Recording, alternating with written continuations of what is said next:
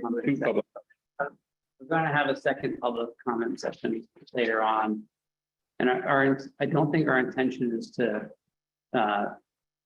take any votes tonight, but we will be listening to what you have to say and having some conversations. Yeah. Will there be a deliberation? You have to get your discussion. Yeah, so let me ask the committee, I mean, whether you want.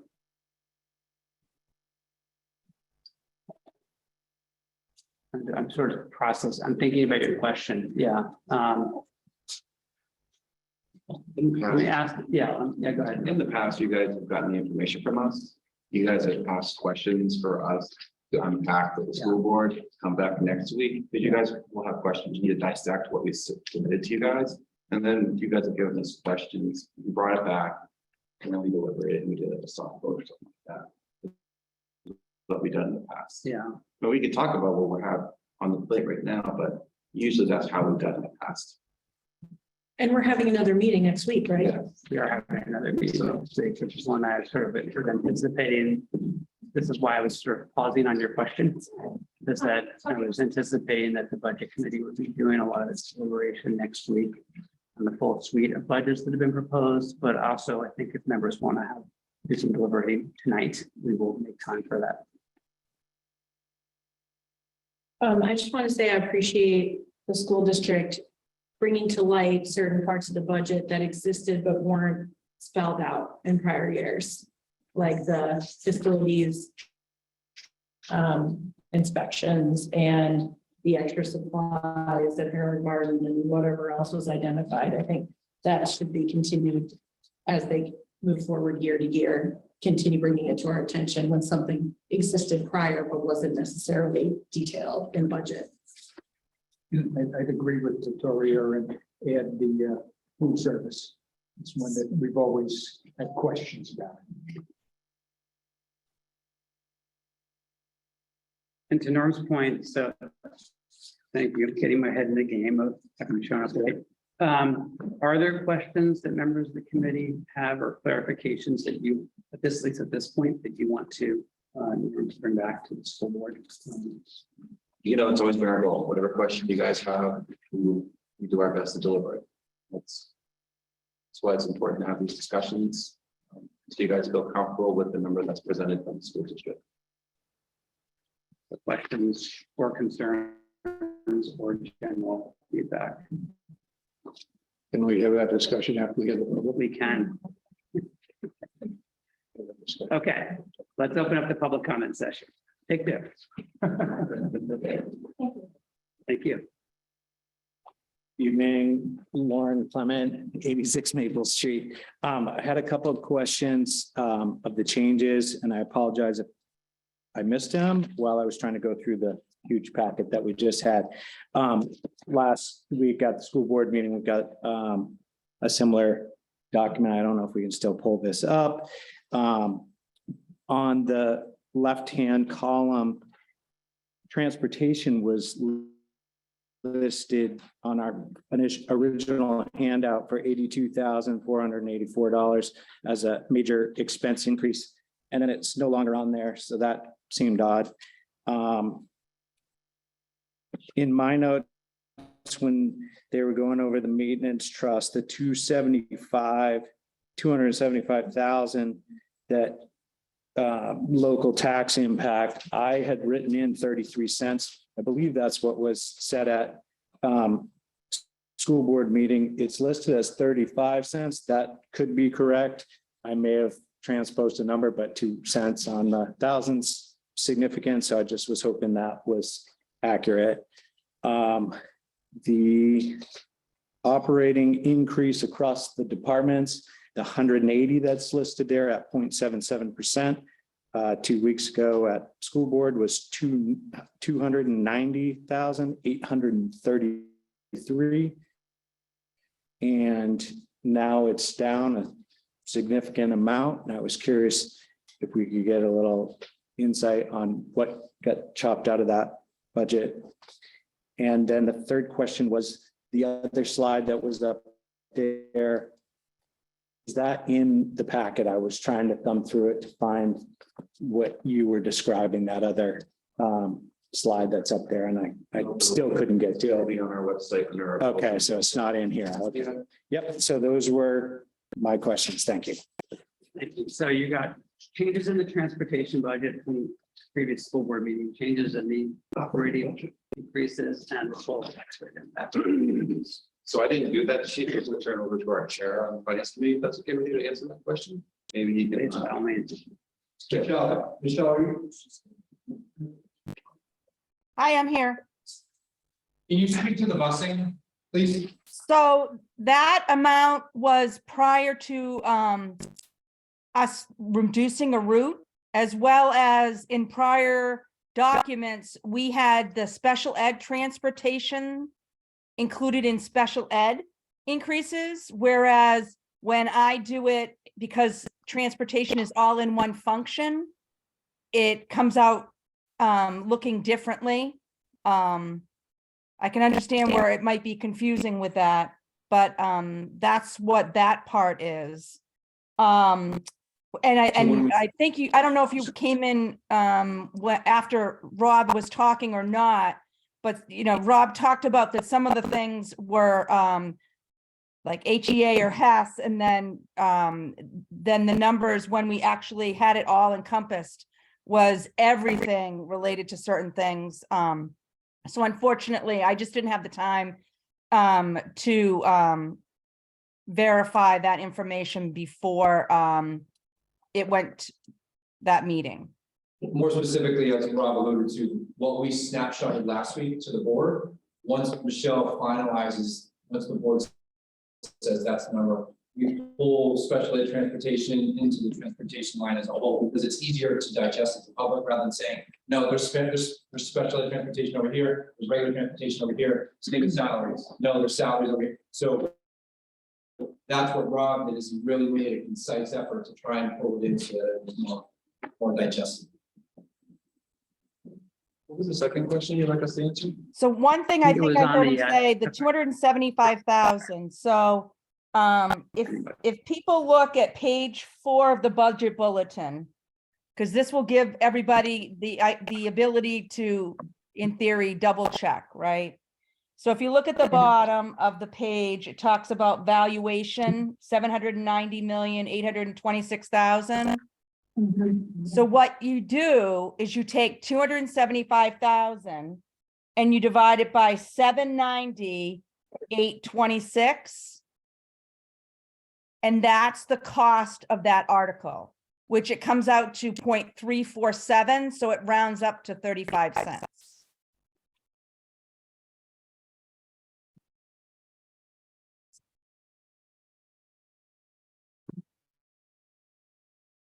So let me just, thank you, Michelle, and I just want to check with you on, was your question how it's calculated, or that there may have been a change from what you heard a couple weeks ago?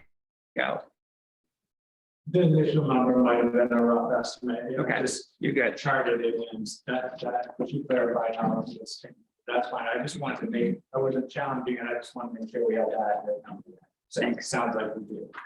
Mike, fill me on that, since, I was the person to put that number up there. So the basic is 13 cents per 100,000, and the ideal way of doing it is to shovel it. Rough estimation is- Yeah,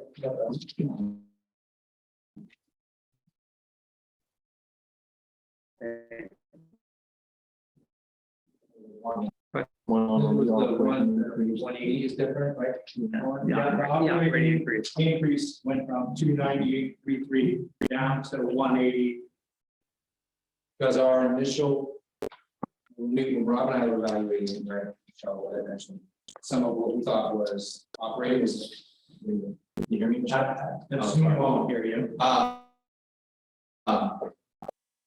As Michelle mentioned, that's why the salaries changed, because some of what we thought was operating was actually salary, so it switched into the salary line versus the operating. That's all. Great. Thank you for the question.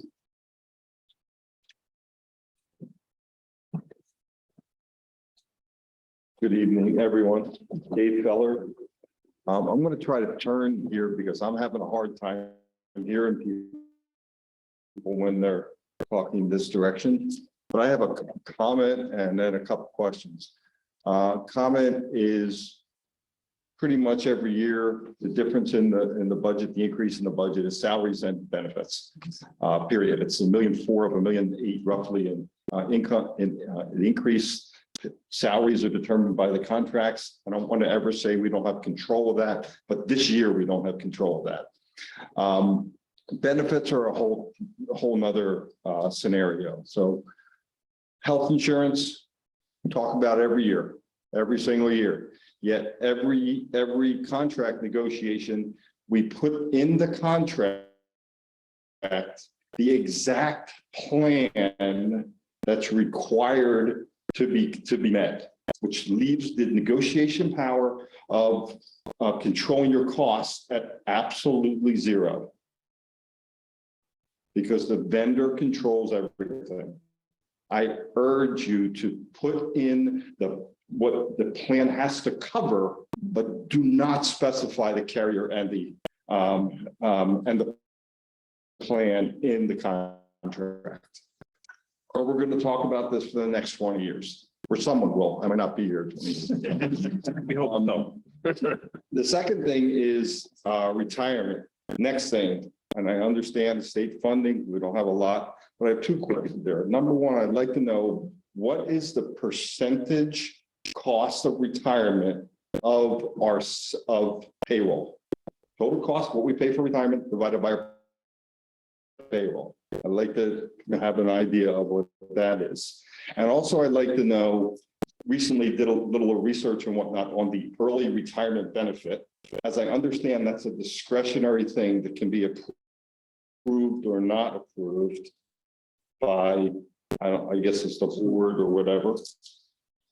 But when it's approved, there's roughly a $50,000 payment or something like that that goes to the early retiree. I'd like to know, is that captured in salaries or is that captured in retirement costs? And I'd also like to know when we elect to give somebody an early retirement, how is that justified? Because it's really not a savings. I know it's been said that we save because somebody at the top of the scale leaves and somebody at the bottom of the scale comes in and you save that. But really, you're making that payment, which offsets that. And then number two, all you're really doing is deferring that savings for a year or two because that person's going to retire in the next couple of years. So I'd just like to hear the philosophy of that. That's a really good question. Do you think this would be appropriate for us to walk through that exercise? Or what's your? I'm looking, yeah, feel good. Yeah, so the finance committee unpacked this question. It's actually in your packet. You're talking about the early retirement. Early retirement and like the payout and how we have savings long term doing it. Rob got together the finance committee and I think we'll walk us through it. He's not there because I have to send you. Okay, send you. Rob gave a moment to walk us through it. And Rob, when you do that, if you could just come up and sort of speak to the mic and sort of speak to the audience. The best you can. It's like teacher day. Turn your head like an owl.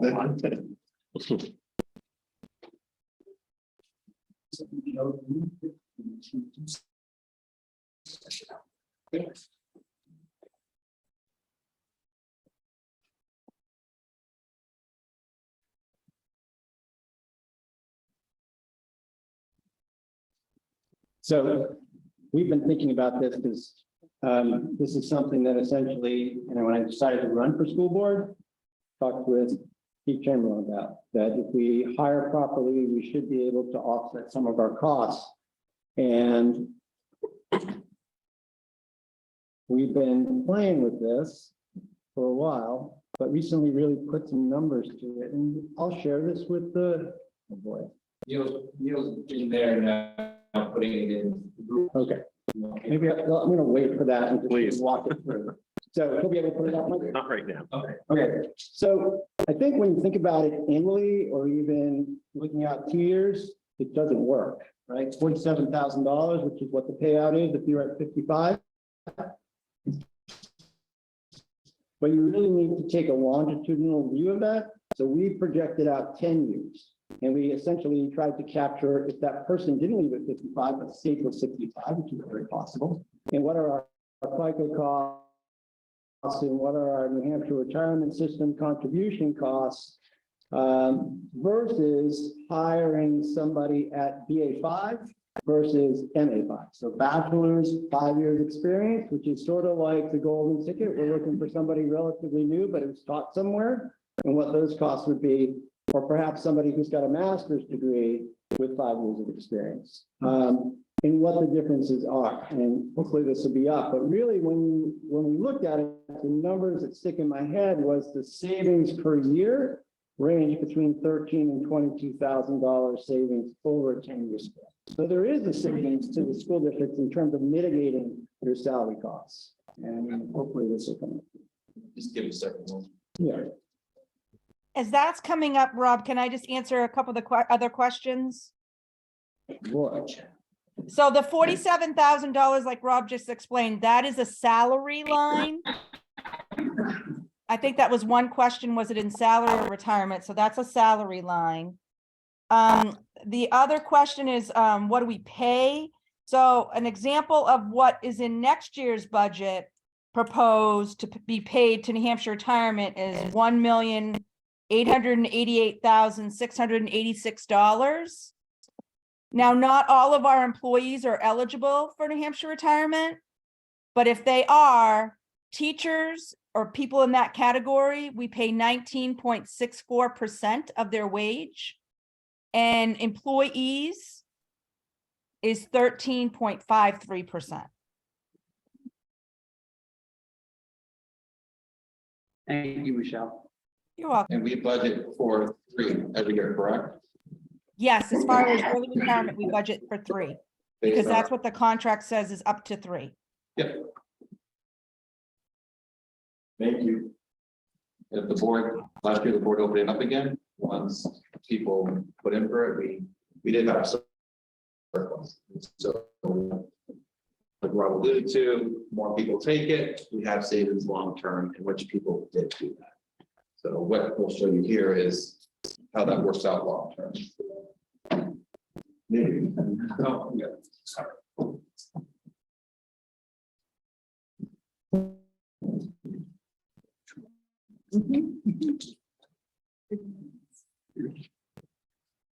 There we go. Okay, so we have somebody who's leaving. Oops, not. All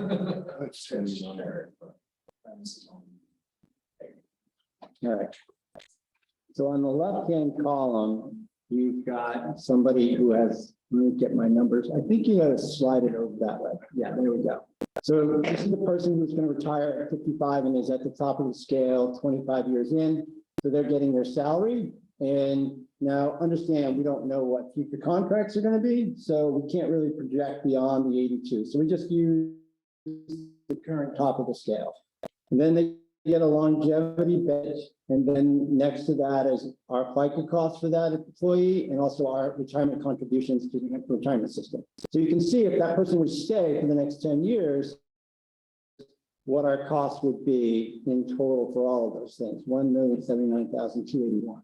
Now we offer them a $47,000 incentive to say goodbye and go do other things like work at S&W Sports and maybe be an assistant Nordic coach at the high school, but it's just a possibility. I don't know if that's actually going to happen. So we hire somebody at MA5. So they come in with a master's degree. That we know those numbers because they're at 5 and our scale goes to 15. So again, what our FICA costs would be and what our retirement costs would be, and then the total cost, 91037. We have a savings over 10 years of $169,244.09, or approximately $16,924 a year. Sliding over one more time, this, this is the person who maybe we have as an intern. We know them, we know they're good, and they come to us early in their careers. So the way we looked at this was trying to be realistic they're at BA1, but that person's probably not going to stay at BA1. They're probably going to go and get their master's degree. So that's the fourth line. You see that jump in track to the master's. Again, trying to be realistic with what those numbers are. So again, the FICA, the retirement contributions are less because their salary is less. And then you total 5. So here our per year over 10 years would be 23,188.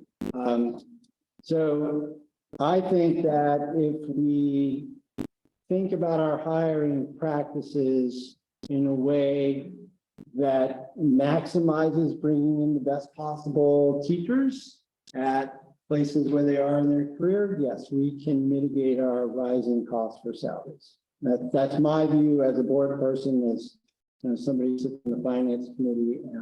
Mike and I have had lots of conversations about that. So happy to answer questions related to it. Yes. When we see people accepting early retirement, how many years generally I guess it's impossible to say, but like, do we have a sense for like, are they taking it 1 or 2 years before they would have retired anyway? Or do we have a sense for? It goes back to what plan they're on. It's all life moments. Really. Right.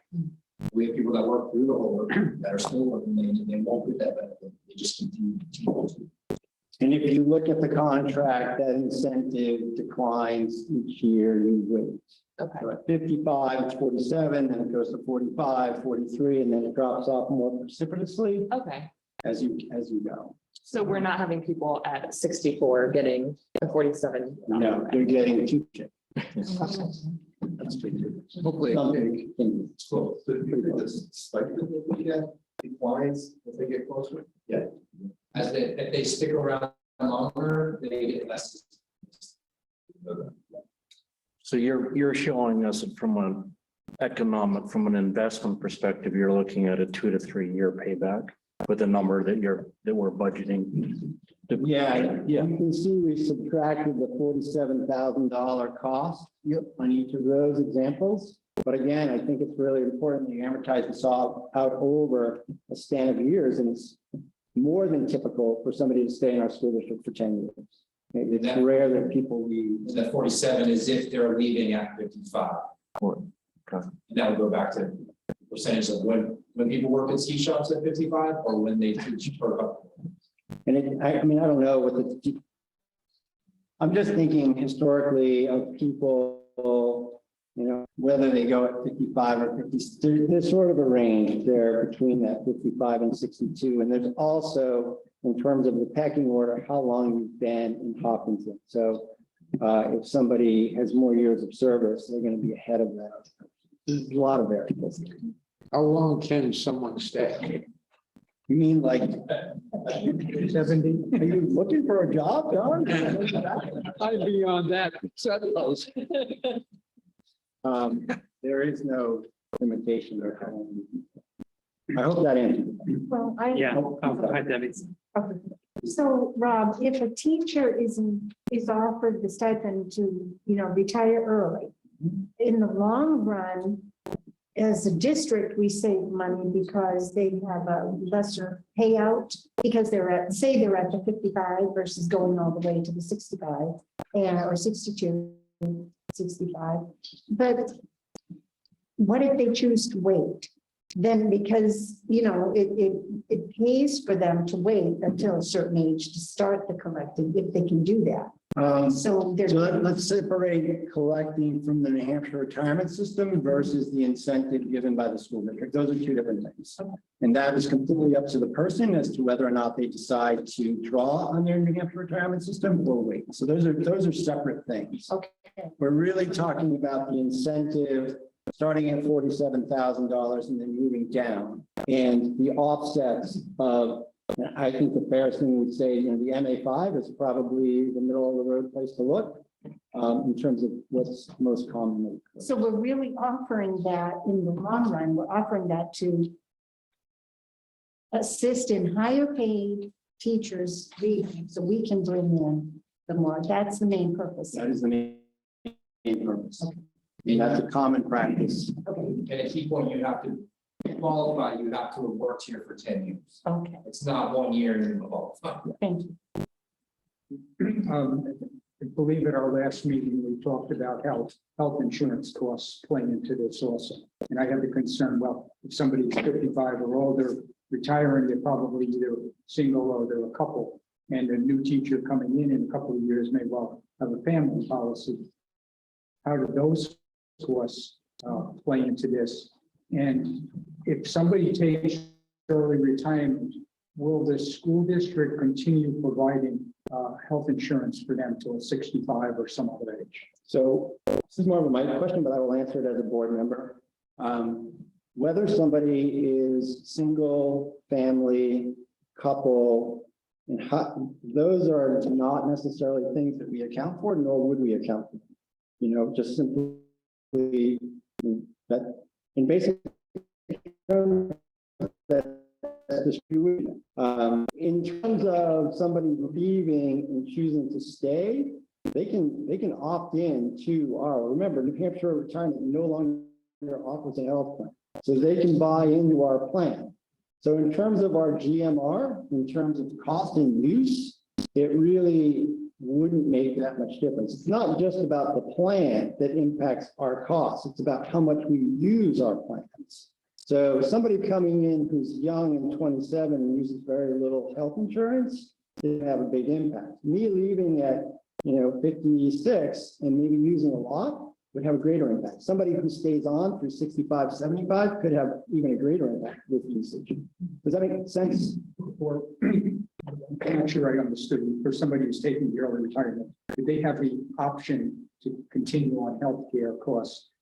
And do they have to pay 100% whatever? Cost, one of the things that because it used to be through the state that you would buy into that, and that practice stopped 10 or 15 years ago. So now they're part of our plan, which means their usage is connected to our GMR. And I'll have Michelle jump in here to correct me, but we had this conversation a couple of years ago. So you have older folks who, for whatever reasons, may be accessing, which actually drives up our annual usage fees through the GMR. Guaranteed maximum rate. Somebody would talk. We have to budget for everyone as a family. It's not for a person. So everyone is, because it's something changed. Is that correct? Michelle, you can answer that more specifically, but when someone's leaving and we're budgeting for the next year, we anticipate as a family. Correct. If we know somebody's leaving, then, and we plan for a family. But if someone is staying and they're going to stay next year and they're a single, they'll be a single unless we're notified that they're going to get married or have a baby or something like that. And Rob, you're absolutely right about the retirees do affect our GMR. And just a further clarification of what Rob is saying, just to make sure that Ken understands it, is they would have to be on the plan their last year of employment. Like, I'll use me as an example. I'm on the plan and I decide I'm going to retire as of June 30, 23. I could go ahead and do that, but it would be my own cost, 100% of the plan. But if I didn't take the plan right now and I retired, I could not be on the plan because you have to be on the plan your last year of employment. You're not announcing, are you, Michelle? I didn't hear that. No, not yet. We've had two announcements. Bella's retiring and Dawn's coming to teach. Good luck. Any other? Mr. Fellow, did that answer your question? Absolutely. Okay. Thank you for asking it. Please, come on up. Come on up. Is it appropriate to ask a line item budget question from Indeed, come on up. this year's budget? Hi, I'm Cheryl Morse. I'm still in UB, 5 years in Hopkinton. The other 56 years. Your My address, question- Cheryl. Nice to see you all. Thank you for serving. Your street address. Oh, 396 Park Avenue. I live across the street from the high school. It's only 2% of the budget, but it's a big jump and it's under instructional and it's curiosity more than anything. And that's under the athletics budget. The athletics budget jumped $80,000. And so it's only 2%, but it's a significant amount of that total budgeted amount. So that's either represents and the largest amount of it, well, no, I don't know. I don't know if it was benefits or salaries because it isn't broken down into the other years. But so I have two questions is why was there a 22% increase in that budget? How many full-time employees are under athletics? Maybe the athletic director is full-time. Most coaches and so forth are part-time. And do we give benefits to employees under that account that are less than full-time? And at what point is full-time and part-time separated? What was the increase again? It's 22% difference. 2%. Yeah, $80,000. Line 1420. Michelle, do you want to speak to that, or is it the athletic fees that have gone up? So, one thing that I think might help is, on page 18 of the budget bulletin, which is that big document, it kind of gives you a little bit more idea of how much of that amount might be salary versus benefit. Just for the future, you could take a look at it more, but you'll also see on there that there's an increase of FTE. So last year or this year we have 0.6 because the athletic director is a 0.6. Next year, the athletic director is going to be a 1.0. So that is the major component of that. The other component is for Schedule B positions. That is contract driven. So that increases, those increases are driven by the contract.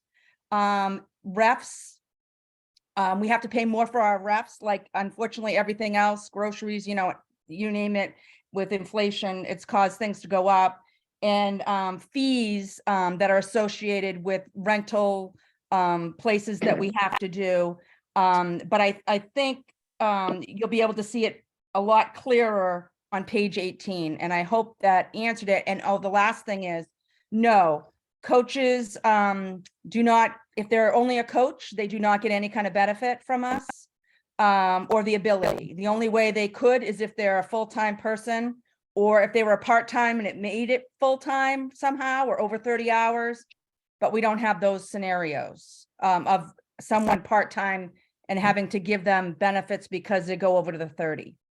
So the salary and the benefits for your athletic director is going from 0.6 to 1.0. Is that what you're saying? Yes. 0.6 time employee to full-time employee. Full Okay, year that would round. be the largest amount of it. Okay, Yep. thanks very much. You're Yep, year round. Thank you. Norm, Just to clarify that, Dan's becoming full-time, but the 0.4 is coming out of the teacher side. So there's no Absolutely. financial impact for Dan switch.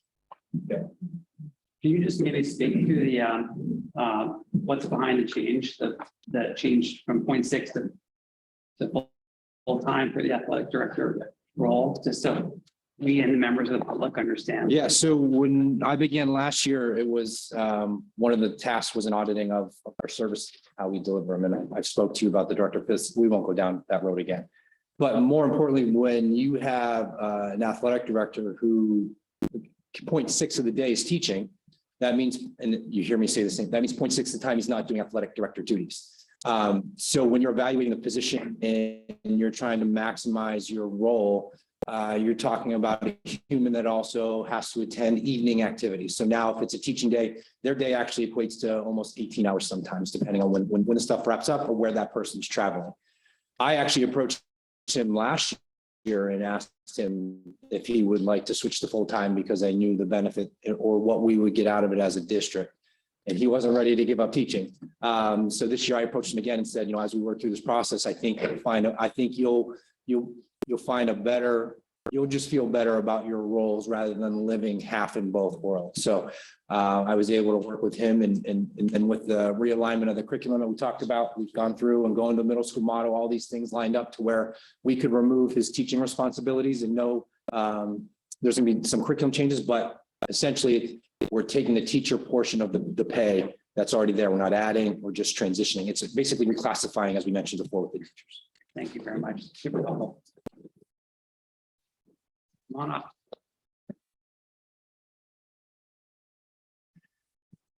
Good evening, everybody. Bob Mattio, 108 Park Ave.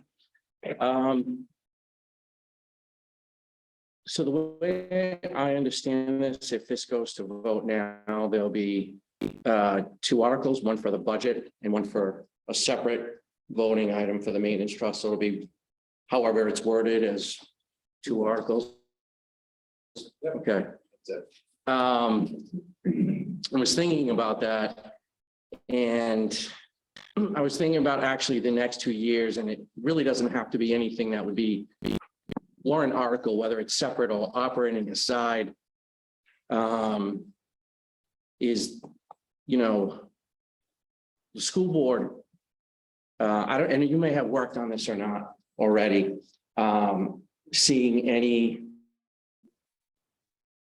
major expenses for 2024 and 2025 that are kind of baked in, or that will need to surface, whether they're compliance for, you know, to meet some requirement, or, you know, a need that's going to surface. So really, I'm looking at the 20, I'm asking for the 24, a high level 24 month budget, if that makes sense. If you see anything on, have you seen anything on the horizon, or will you?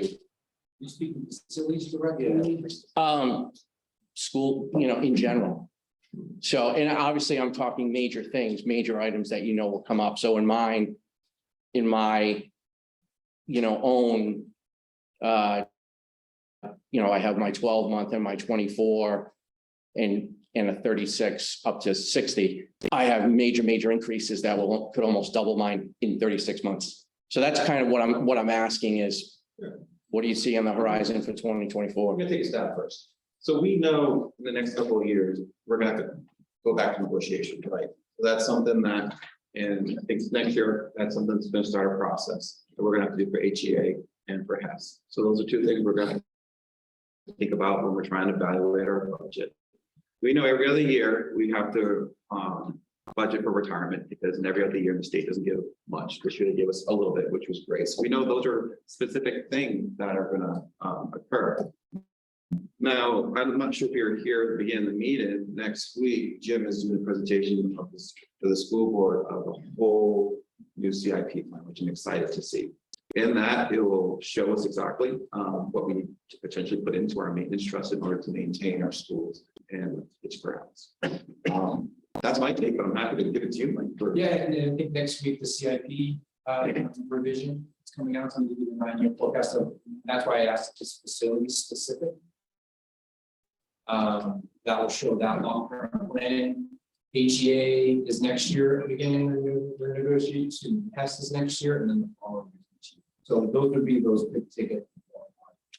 Yeah, I think that's it exactly. Those are big ticket things that have to be addressed. And I you know, would say the same thing on the town side. So I'm asking that preemptively on the town side as well. I know you're gonna discuss that soon. Sure, we already did initially, but we also have a CIP that has been in effect for many years. We work with the CIP committee, and they plan out 10, 20 years into the future. And they try to look to make sure that the expenditures are more or less a percentage increase year after year. We baked that in. Awesome. Hopefully it holds up with inflation. I agree, it's a real challenge. Right. And then lastly, I just was really just a procedure, I guess, question. Are you voting on the two plans next week? So I'm sorry, is the budget committee voting on this proposal and the town proposal next week? Do you come to a vote next week? Yeah, so our process is that we will be taking an initial vote on all of the budget-related warrant articles in advance of the public hearing, budget committee's public hearing, which give you the date on. What's that? February 8th, thank you. And so that's essentially that will reflect the budget committee's thinking at that time going into the public hearing. Then the public hearing happens, which we encourage you all to attend. And we'll hear additional feedback from the public at that time. And then at the end of that meeting, the budget committee will essentially revote and more formally vote on each of the warrant articles. And what comes out of those votes is what ends up being presented to voters at the school district and the town meetings. So more directly to your question, we may take those initial votes next week. And it may, and then sometimes we have deferred an additional week if we had further deliberations or questions or back and forth with one of the boards. Okay. Which is it exactly? Thank you. Thank you, everyone. Thank you. That's a quick follow-up to one of Bob's points, which is, so you had talked earlier this year about the possibility of the safety bond, and it sounded like in response to Vicky's question, that's not happening this year. Will that, so do you anticipate that rolling into the CIP plan, or still the prospect of a separate safety bond coming forward? Well, I think that's what we're going to evaluate, because I think the school board's initial goal was to present something, but after our evaluation, we've gone through that. I think Mr. Rosicki is going to start trying to chip away at it and attack it as possible, and then I think you'll eventually see some form of something. Again, it's not a great answer, but it's yes and no. Like we're gonna start chipping away at some of the stuff, but at the same time, the larger safety stuff at the high school will probably be presented by the. So that's a potential, just to Bob's question, that's a potential. Yeah, so that's why I'm saying it'll live in CIP, but it might be its own. It's to be determined. Okay. We haven't had a discussion at the table on a proposal from him yet. Our priority has been right now, the budget in this, but that is, of course, a priority. But we had to get to this point right now. Other public comments? Mr. Coda, good to see you. Arnold Coda, 400 Gouldsville Road. Here's a third rail question. Obviously, and we've known this for a long time, the majority cost of any of our budgets always is personnel, and within that, specifically teachers. So explain, at least for me, on class sizes. First question is, how do you all determine or have determined on class size? What should class sizes be by, if you would please, by each of our schools? Mike has spoken to that. Mike has shared that with the committee previously, and I wonder if you could. Yeah, so I just want to make sure I'm answering you. Are you asking my opinion on what class sizes should be? Are you asking if there's some formula that I just want to make sure I'm answering correctly? So what we're trying to do when we talk about staffing is we're trying to get to level staffing. That's what I've been using this whole budget summer. I know Rich asked me, I said, we're trying to get to that spot so that it's not an up and down or, and I believe that we are getting to that point where we are level staff. Now, in regards to class size, currently at Harold Martin, it can range anywhere from 14 to 20. If we're talking strictly just a single classroom, like early elementary, at Maple Street, we get into anywhere between 16 and 22. The high school sections can run anywhere from 10 and 23. So there's a lot, that's why I want to make sure I'm answering you, but there's a lot of, not just a direct answer on what each class size is. Okay, so let's take Harold Martin School. How many, do we have any grade, it doesn't matter, but do we have sections within each grade, or is there just one class for grade 1, for example? 4 classes. 4 classes for grade 1. And those class sizes would range between, I think you said 6 and 14 and 20.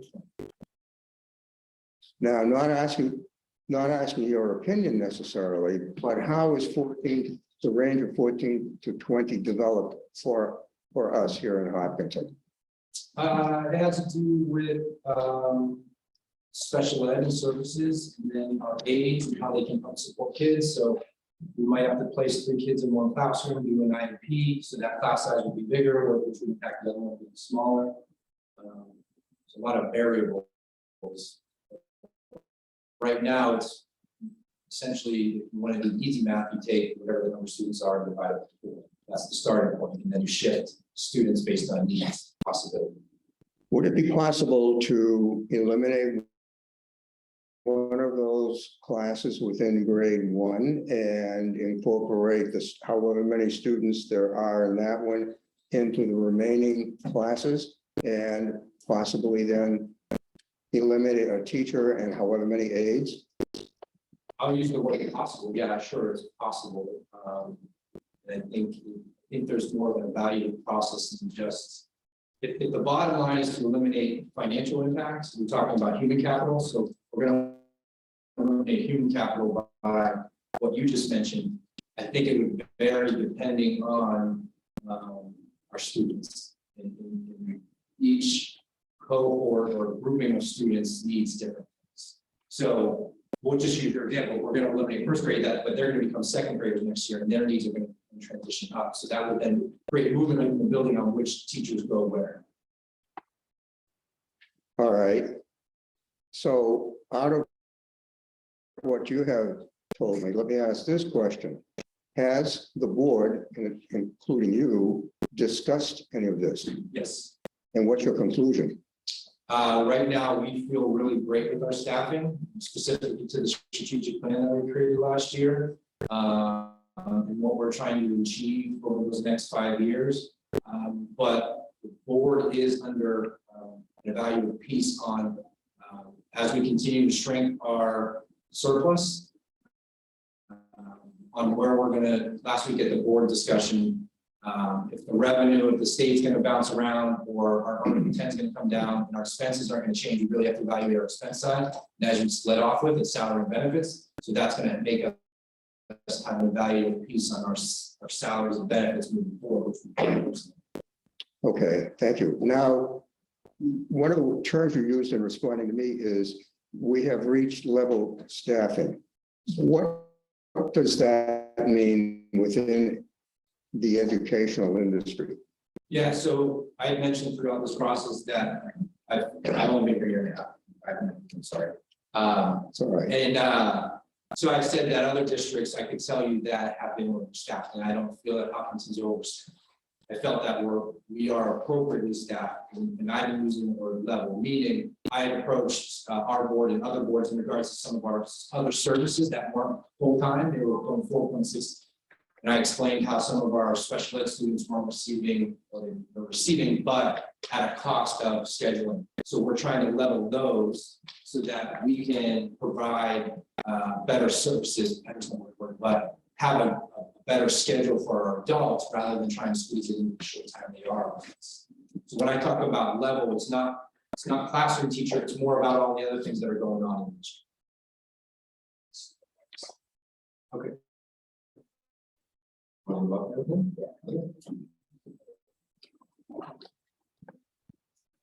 Okay, thank you.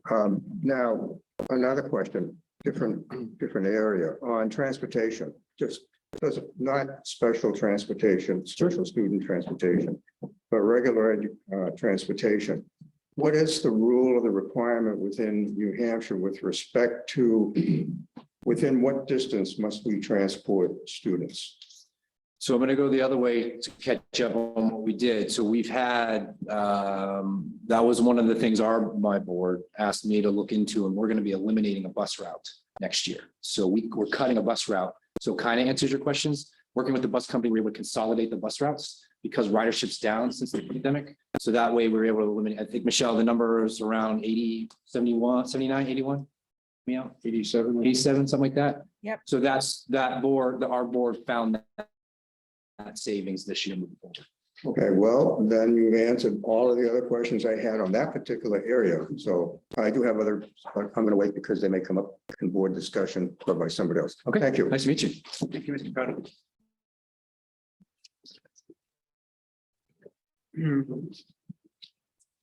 Please, go right ahead. Cheryl Morse again, on page 6, and this is in reference to the debt service and GS supplemental, the food service and other funds. Am I to assume that that's also the debt service for the bond? For the significant bond we took out 3 years ago for schools? That's why the numbers are that high? The bond amount is in there, as well as now we're asking for 150,000 to help fund food service. Yes. So 75,000 was the increase for the food service part. So actually debt service went down a little bit. Okay, do we as a community print in the town report that debt service schedule? Is it in the report every year? It is. It's actually in the budget bulletin as well. Okay, all right. It's in the budget wanted to be sure bulletin. that, It's on page, hold on one second, I can tell you. There's 2 schedules in here that are in here. One is about the performance contract that we have, and one is about the bond. It's 39 and So- 40. Okay. 39 and 40, yeah. Okay, and the last question you could, since you're looking at it, the last question is the 728,000, of course, is 3 times of what it was 2 years ago. So is this the most expensive year of the bond? Have we taken on the full amount of the peak? You know, when you bond the first couple of years, it's only a certain amount, and the next year it's a little bit more. You hit the That's correct. you hit the share. Is this the most expensive year? Does it go down after this? The year we're in, yes. Okay, so we've hit But the then peak. if you look at the schedule, it kind of fluctuates. Next year, it goes down to 578.9. Then the year after, it's 578.7. But then a couple Okay. years later, it goes back up to 580. I don't understand that. So it Well, that's all for has to another do day. with the debt that we took out. And remember, we took it out in 2 chunks. We took the $5 million at first, and then we took the balance for the rest. So it has to do with both of those debt How is it- schedules. This may be a banking question, but how does the mortgage go back up? So when this the is, interest yeah, rate's it's the same? different than a mortgage. So this, It may be too much to ask. I was hoping it was that simple, She's answering it. It's 2 different bonds. right? yeah, it's 2 there's- different bonds, and then it's a little bit different than a Yeah. actual mortgage. Because there's some years that the interest rate, it kind of talks about it a little bit, that there's a true interest rate of 1.76. But Oh, it it's a variable. fluctuates Hmm. throughout the years. Are both So one bonds- year might be 2, one year might be Yeah. 1.76. It's all based on what was approved when our bond sold, actually, when our bonds, plural, sold.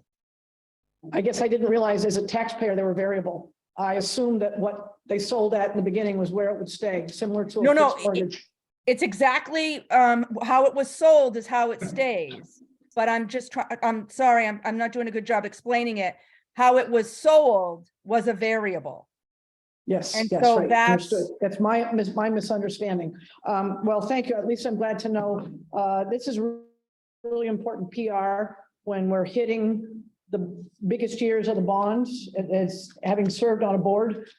If you could say to people, we've just been nailed with the peak of it, and it's going to stay there for 3 or 4 years. And you got to know that. And then it starts to drop. It doesn't explain everything, but it's one more little thing to say, we're all in this together, and this is something we have to do and something we can't control. So there's so much that we can't, part of it. I wanted to just say one thing to you. So under the debt services, there's the bond. Yep. So you know how she mentioned 150,000 services, we divided that increase into 2 different budget cycles in order to do proper budgeting. So last year we did have 75 for food services and 75 through our budget process, and that came from the unreserved fund balance. This year to do proper budgeting, we are taking the whole amount, which is about 6 cents, I think, part of the increase. And the increase on food services big increase It because was of not properly budgeted correctly. It used to be by $1, Correct. and then the surplus. Oh, We're getting away from the surplus a little bit. okay, yep, smart. Okay, great. Thank you, everybody.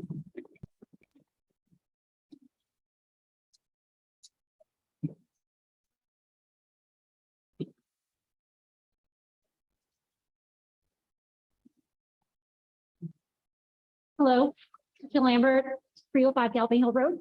I'd like to thank everybody for asking some of these really good questions.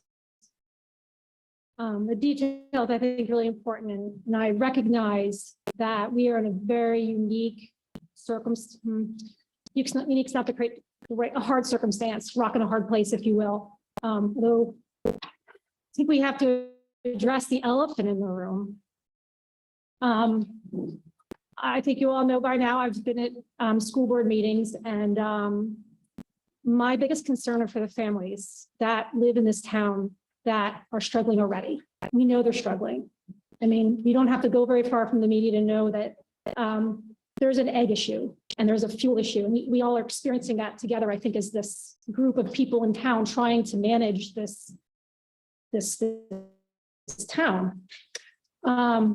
You have two parts, and I'm looking forward. I was here last time. I was looking forward to hearing how the two fit together and what the actual tax rate would be for anyone who owns a house. I heard last night, I think that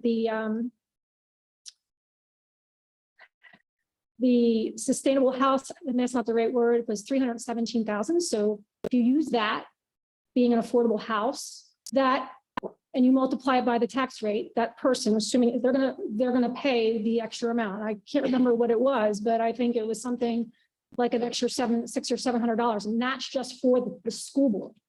So you haven't added in the select board hasn't added in the other piece yet. So the elephant in the room, I've heard many times that we don't know what the economy is going to do. I'm in the transportation industry. I'm just going to tell you, if anybody hasn't seen today, what happened today in the airline industry, did everybody see it? We're in trouble, folks. I'm going to tell you right now, if you can't see what's happening here, I know there's a lot of smart people in the room. I know, Norm, you're in finance, am I right? We're seeing what's happening. And to say that we're not seeing it, we don't know. We don't have a crystal ball. To say we don't know, I think we've been around long enough that we know this is going to get worse. And so I am for, I said last time I had a child with an IEP, I'm all for it. I want them to have that help. But to ignore the elephant in the room and to go forward with this level of funding. First issue I have is that we have ESSER funds, and that was a big infuse. So you've got CARES Act, you've got CRISA, and you've got ARPA. And I can go through and give you those acronyms if you like, but there are 3 COVID fundings, and they ballooned all of our budgets, wherever in the state you are whether it's an airport, roads, schools, Homeland Security, they ballooned the budgets. You have a balloon. So I keep saying it's level funding, but it's not. The last 3 years, and this was not to the people when we passed the contracts, that it ballooned it here. So we went from here to here. So now this is level funding. People need to understand that. So, and that have paid for some new teachers, the Chromebooks, we got new Chromebooks. You're going to have to maintain those Chromebooks. And I agree that that part where you're not going to be able to replace them is a problem, because that's what they created. They said, here you go, freebies. And then they said, okay, now you got to maintain it. And that's going to go to the public to have to fund going forward. So now you're up here. And I think the public, I would really appreciate a better understanding of how that ESSER funds ballooned it. I don't care whether it's 100,000, whatever it is, I'd like to know what that is. So that's the first thing. I think the town, and maybe you've already done this, and I apologize. I'm concerned about the housing market. If that balloon bursts, you're not going to have the revenue you think you're going to have. Okay. And if people can't pay their taxes, say it's 20% or 30%, when this thing bursts and they can't pay their taxes, are you going to move out 30% and say, sorry, you have to get out of your house? I'm going to lien your property. Are we going to do that to our own people? This is what's going to happen. If you listen to mainstream media, Amazon is laying off 18,000 people. This is the people who made all the money in the pandemic. They made all the money. And then when you look back into December and how many layoffs there are, and then how many are going forward in 23 planning, Goldman Sachs, the banks are not going to be, they're going to have the same issue. You've got all these little tech companies that are laying off. Can anybody not see what's going to happen here? And I'm bringing this up because I want people to, I don't want to ignore the elephant in the room. And I just would say, I think we have a duty to the community. We don't want people leaving their houses. Kids may have more books, more Chromebooks. They may have a better teacher. And I agree, I understand all that. But what's going to happen is those teachers, they may lose their job because it's going to balloon. It's going to pop. You're going to end up laying them off anyway. This is what's going to happen.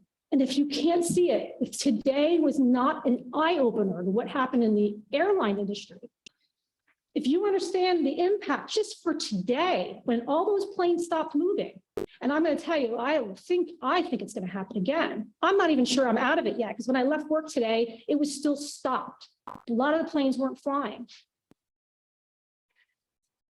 So what's going to happen? Not just did you not move people today, you didn't move goods. Profound, probably millions. I understand your position. I understand the situation with the contracts, but I think people really need to look ahead, because if we are not conservative now, it is going to explode.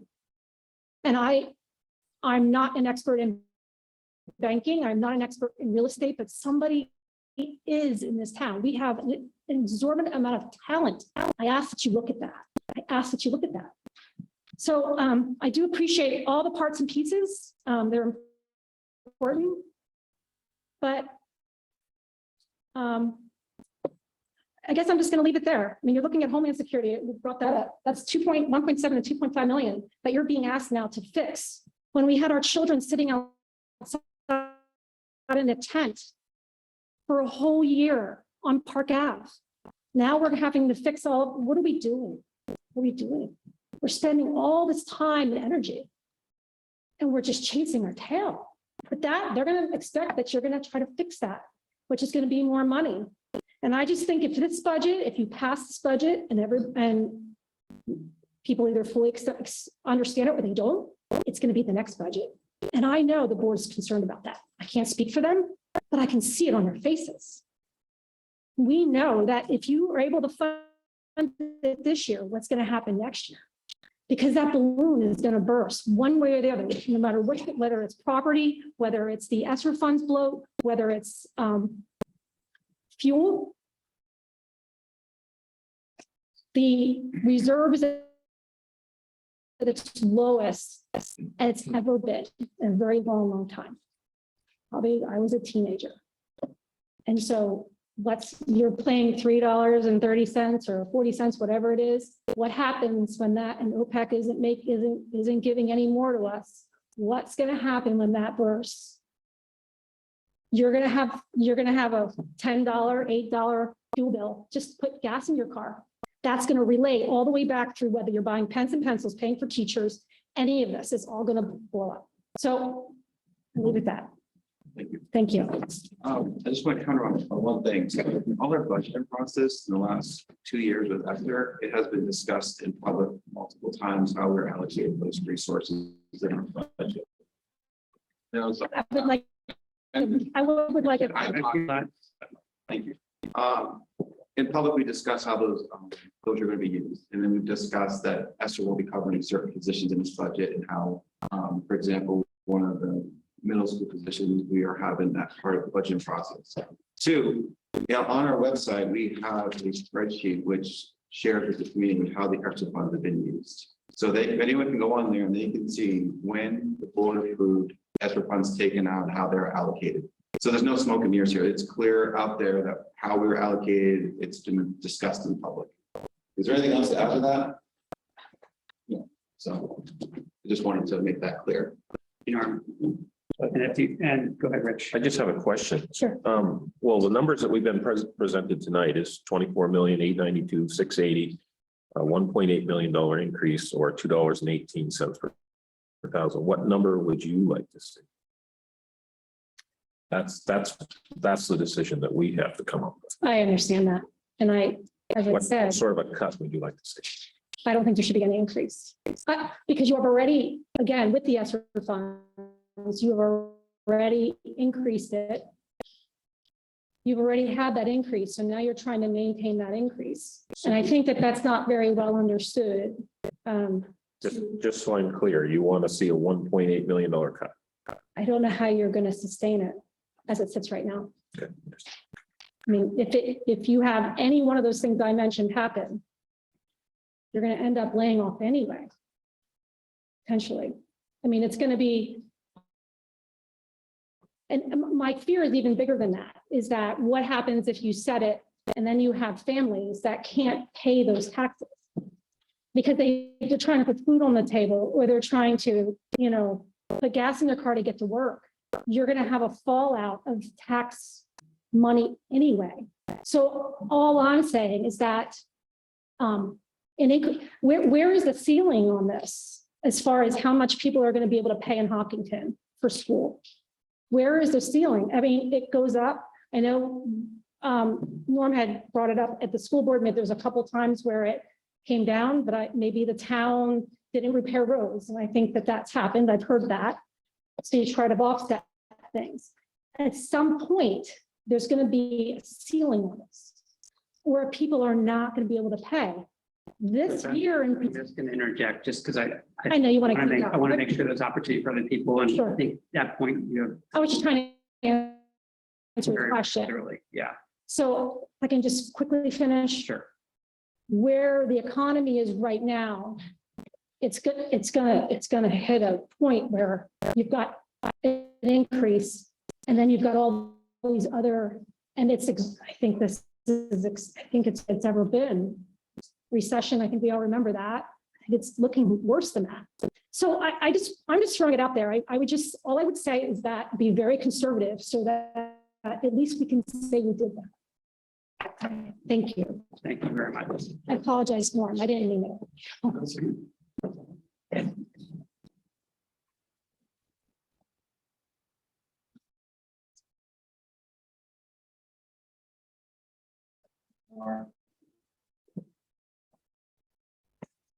Lauren Clement, 86 Maple Street. To echo on Bob's dialogue about looking 2 years out, when the district starts its process, they do work sessions. I've sat through 2 of them now. It's an interesting process. You get to hear from all the staff that's actually sitting behind us, and they all come to the table with wants and needs, and they all have a place, a point, a purpose. And in the beginning of this year's process, the total budget, which was presented here a few months ago, was $2,162,912. Out of that, we're now down to whatever the current budget is. It's a significant cut. Those wants and needs, likely a large percentage of those haven't gone away. And when we get to work session next year, I would assume a fair lion's share of those items are going to resurface, and we're going to be talking about them again. So I just wanted to make that point on forecasting, looking down the road on budget, on top of the HES contract, all the other contracts that are in place. Again, we do have ESSER funded things. They are disclosed on the website, but at some point that money goes away. The state 150 go away. That we may not get that next year. That too will be in next year's budget, just to flatline. So just on basic calculations, and this is me guesstimating, we're already at a $500,000 increase on top of whatever this budget ends up. The other point I want to make, which is another elephant in the room, we've spent a lot of time on how rehiring a younger staff member saves the district money. We understand that. So if you take 7 staff members, hire them at lower pay, we do save money. But then when the district stays within their budget and turns around and hires another full-time position plus another half and gobbles all that up on top of the stipend payouts, we end up again with a bloated budget. Yes, they're within budget, but as increases go, as you can see, it continues to grow. So I just wanted to make a note that here, if that's going to be the practice, we save money by hiring other staff, and then use that savings there to add additional staff, there truly is no savings in the overall budget. So that's worth noting. And that's what occurred in this last budget cycle. That's it.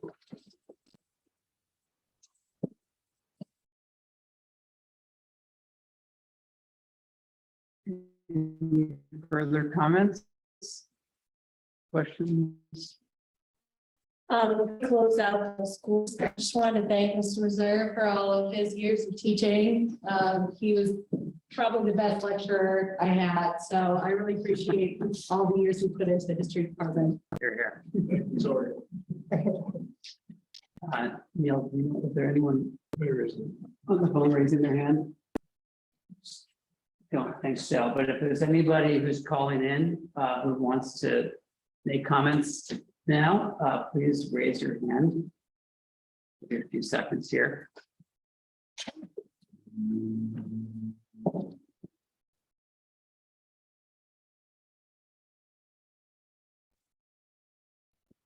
Okay, you'll have another bite at the apple for a little while, but we'll close this public comment session. Thank you to everyone who shared your questions and perspectives with us. Based on. Oh, we do have a, sorry. Amanda, we're going to bring you over to speak, and please introduce yourself and your name and address. Amanda Gilman, 168 West Ridge Circle, Kentucky. Thank you everyone for being there tonight. I know this is a tremendous amount of work and a heavy lift, so thank you for your time.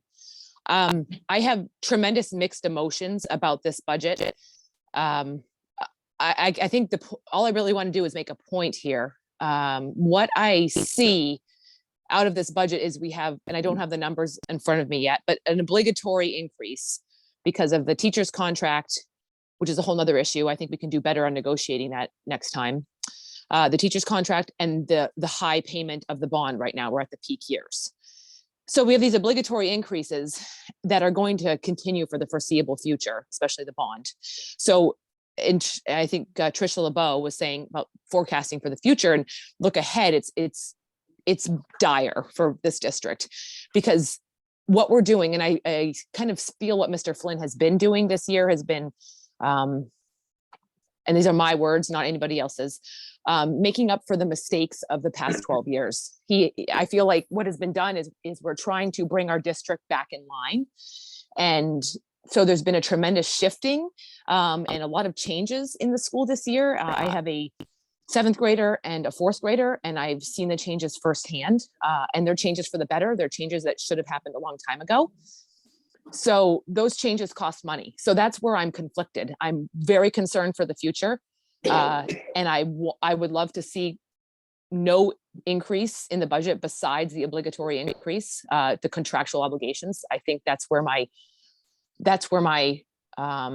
brain says we should be and my fiscal conservative side. But clearly my heart says that I like the fact that we're trying to fix what has been misguided for a number of years.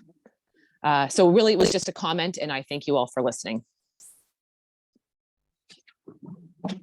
Thank you very much.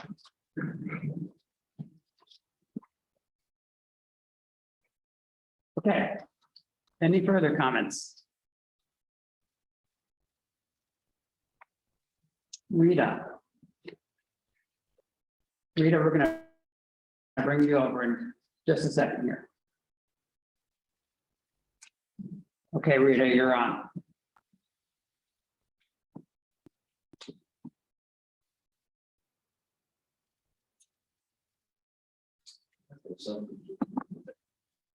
Yeah, Rita, you may have yourself muted, but hang on, we're working on it. Bro, Oh, we can hear you now.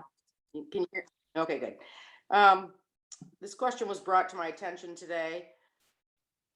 Has anyone, how do we access a pre-COVID budget with the number of personnel that we had pre-COVID and the number of personnel you have since added into things? I know that we had the town meeting last year in 4 days after that meeting, when the town voted in the budget, we had found some money and hired a curriculum director that I truly believe we need. So I'm curious about that. And we're projecting decreased enrollment. So what are we gonna do with these excess staff? Hey, Rita, before the answer, before you address that, Norm or Mr. Flynn, can you just state your full name and your address? Rita Blanchard, Corner Road. Sorry, I must have still been muted when I did that. Thank you. So your questions were around So the changes in location of FTE. the budget, like, come up here so she can hear you.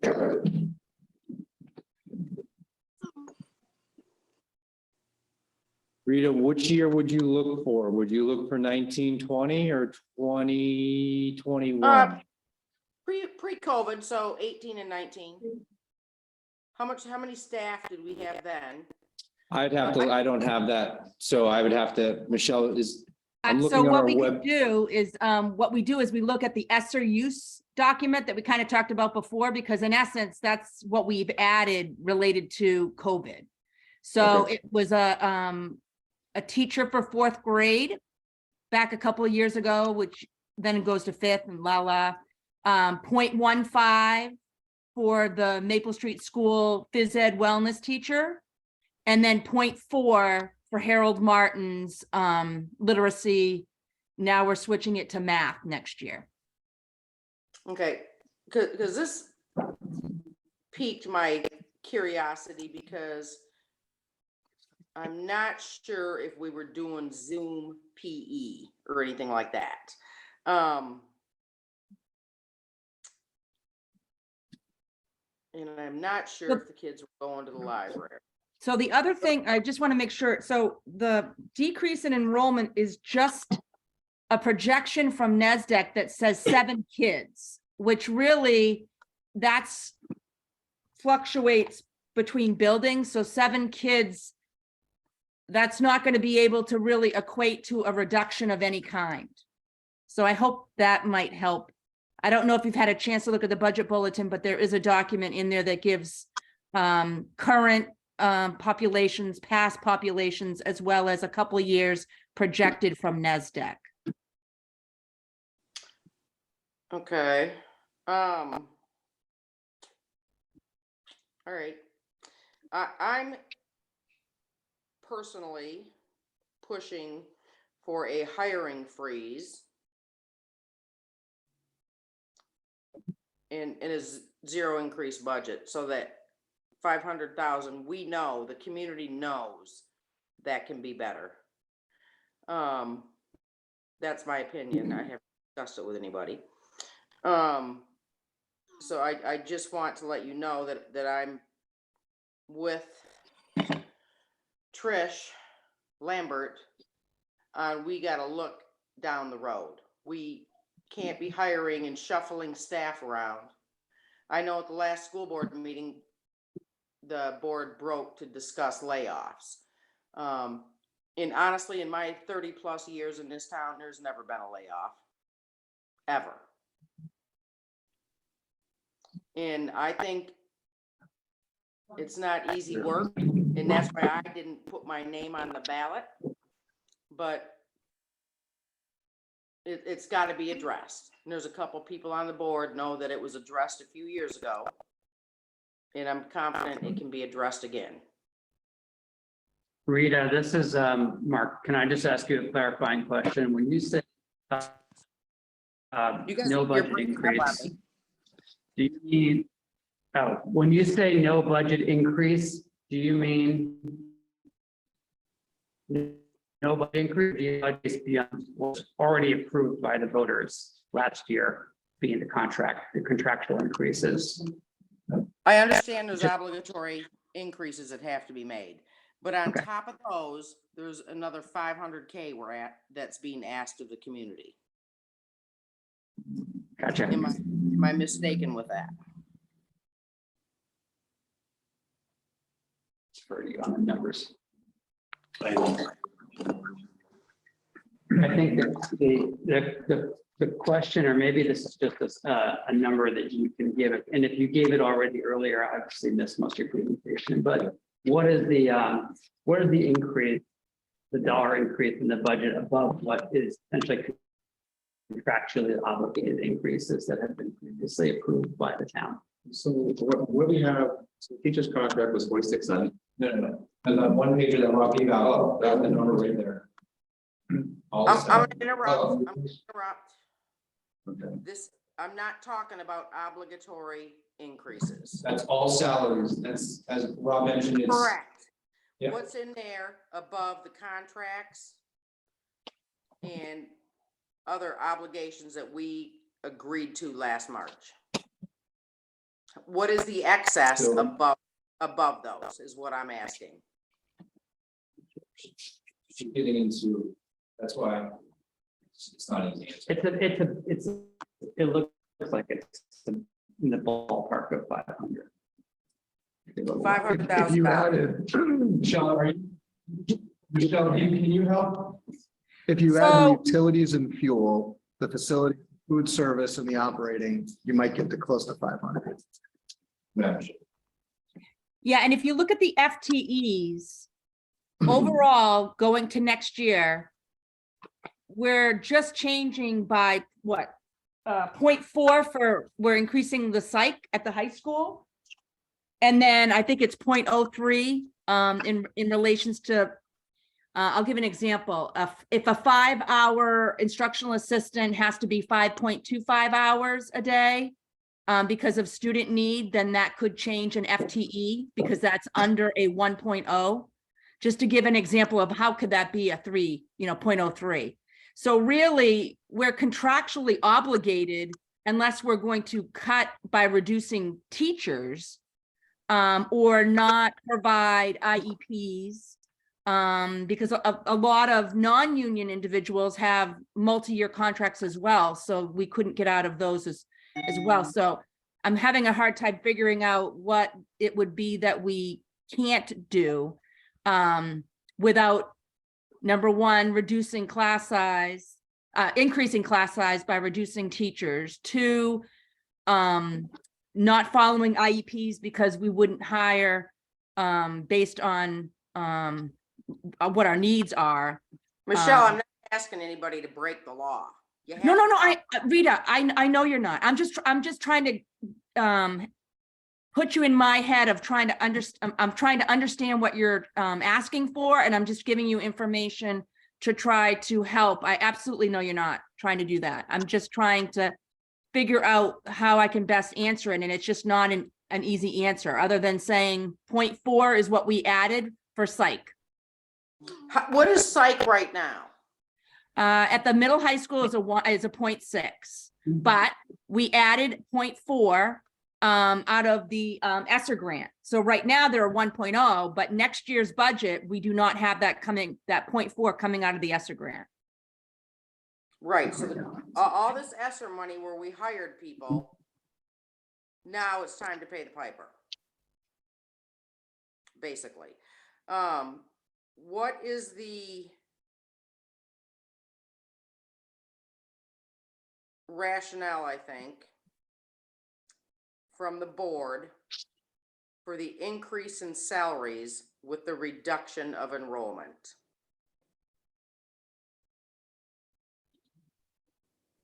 I'll speak to that, Norm. I'm just not. Enrollment is wrapping not. As Michelle mentioned, it's a seven student difference. That's the projection. Rita, could you hear that? That I essentially the There- enrollment not going down in a substantial way, or not projected to.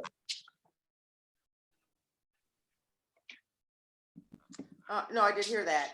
I just, but you're projecting this, but we're paying more. The school board's fiduciary obligation is to the taxpayers, not to the teachers.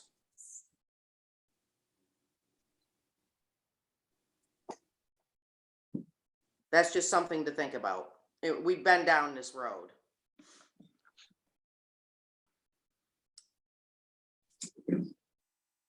I think we need to rethink what we're doing. And right now, time is of the essence because March is screaming at us. A possible hiring freeze. I don't know where to go. Okay, Rita.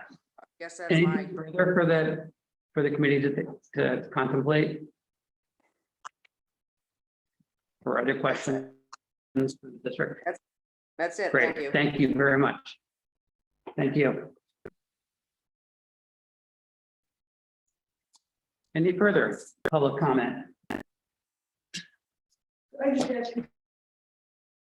Put me all on the head. I'm so sorry, when we were looking at the. Come on up. Come on up, say your name. We just have to, because we have to be able to capture this. Very brief. Cheryl Morse, and I still didn't get my question on numbers on page 6, but I just found it, and I just want you to confirm it. The difference between 2021, 21 to 22, and 22 to 23 budget on the debt service is the fact that we picked up the principal, not just the interest. Is that correct? That's why it jumped Correct. It was a second so bond. much. Yep, it was a second bond. We did And that purposely. But we also got complete principal interest on both bonds in that year, in this current year. That's why we're at peak now. Correct. Okay, thank you. We did 2 bonds that funds have savings in the budget. That's why we did it. We did 2 bonds in order to have savings in the budget to relieve pressure. So,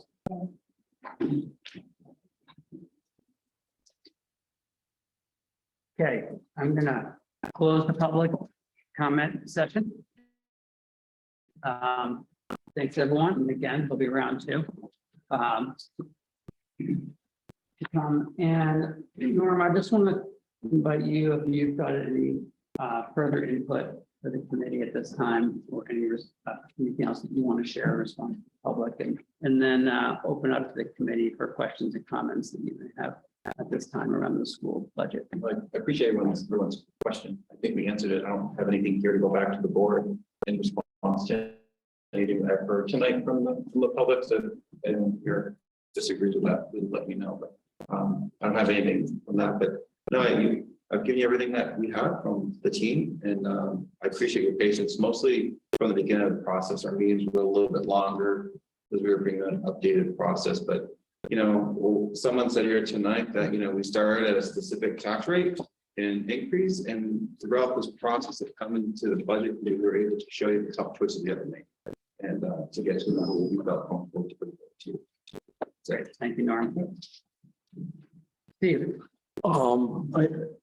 I know we spoke about this a few budget committee meetings ago, but the Superintendent Flynn was definitely shaking his head during the comment. Can you update us, because there's more of the public here, just the whole circumstance of what happened after last year's budget and the decision to hire the curriculum coordinator and the facilities coordinator? Yeah, so even as we stand right now, we have 3 teachers who have put in for early retirement. All right. And so at this time last year, it was the same number. And then as we progressed through our budgeting cycle, as Norm mentioned earlier, the surplus was growing.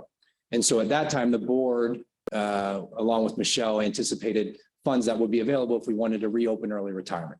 So at that point, I explained to you guys before, we reopened early retirement. We got 3 more that wanted to buy into early retirement. Plus we had other significant staff movement from when I sat with you last. And I can tell you today that the next time I see you next week, there might be someone else who is moving on. Our staffing can change anywhere from now until we had someone leave in June last year. So specifically to that point, through the early retirement alone, as we went through, the projected savings will allow us to hire those positions that I had spoke to you about significantly through the process last year and again this year on the importance of Mr. Rizicki and Ms. Gagnon and what they do within our district. And so that's why after the town meeting, after the budget was successfully passed, it allowed us the opportunity to now know what we were going to have this current fiscal year. We didn't know that prior to town meeting, so we could have showed up. Any amendment could have been made on the floor. They could have cut a half, whatever it may have been, and we would not have been able to support those positions with the savings because those savings would have had to go to other things. So that's how that played out. We were able, after we went through the meeting and we saw our fund, and we saw the movement in our staff, we were able to support those positions. That was at a no cost.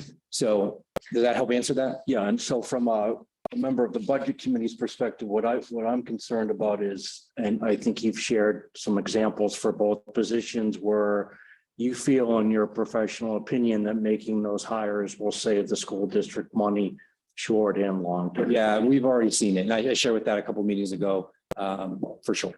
Thank you.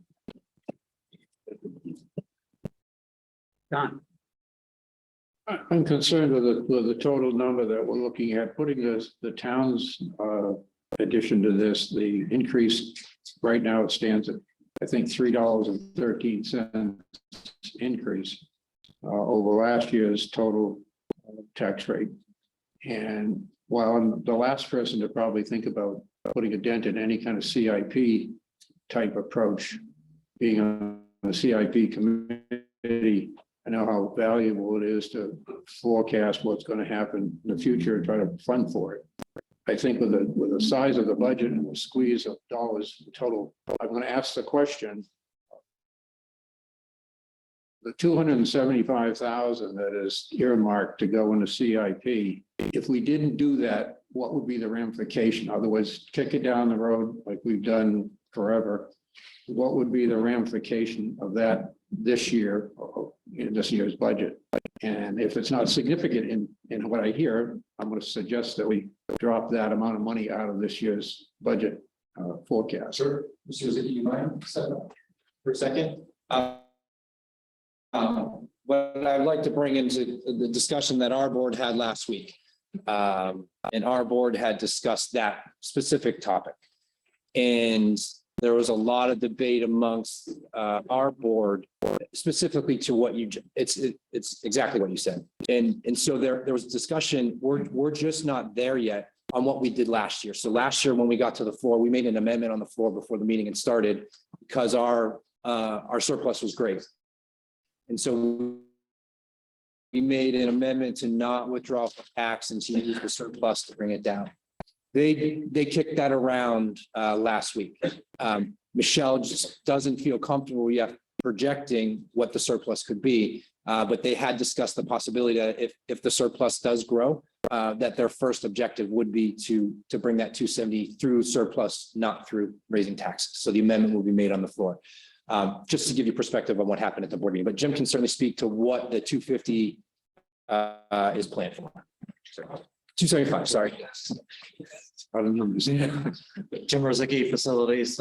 Thank you for having me up here. I'll be brief. I don't want you guys to lose sight. $42,500 of every CIP and going forward is the Siemens performance contracts. About 4 years ago, there was a bunch of energy upgrades. That's the payment for those upgrades. And that's a 16-year lease. So $42,500 is going to be a constant.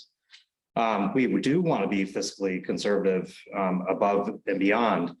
So we have $25,000 a year, and it grows over time over the length of our CIP as a capital reserve buildup.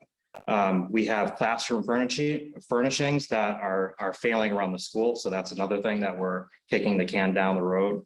I mean, currently we don't even have enough seating over at Maple Street Elementary School. We have failing kitchen equipment. We have a stove that needs to be replaced. Another thing that we'd be delaying, and this could be pretty significant, is we have failing air handling equipment that if we're not on top of it, that means we don't have air, we don't have circulation. Some of those units provide cooling to spaces for staff during the summer and bumper season. So if we lose that, we just be happen to come to a public hearing again to get funds out of the capital reserve fund to repair. Another thing too is our controls is going to be some have already failed. And again, when you take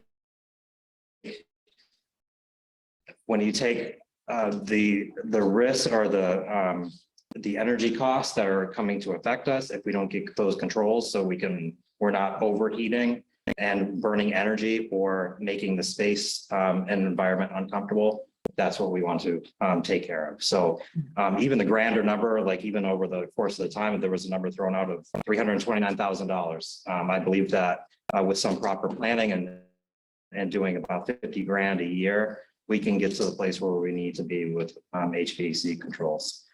And then finally, we have failing equipment in our auditorium. Obviously, that's a public use space, a highly used space for school functions. So lighting, microphones, sound equipment is a big deal. So, oh, and then the last piece too, we earmarked some money for mechanical engineering. Again, without letting the cat out of the bag in our capital plan, there's a significant amount of HVAC upgrades that are need to be done. Like we have failing equipment. We have, somebody asked like what in the next 3 years, what do we have? Like we have a boiler to replace over at the high school. That's pretty big. And we're looking at different energy options right now. Like energy is a really big piece of the sustainability of this capital plan.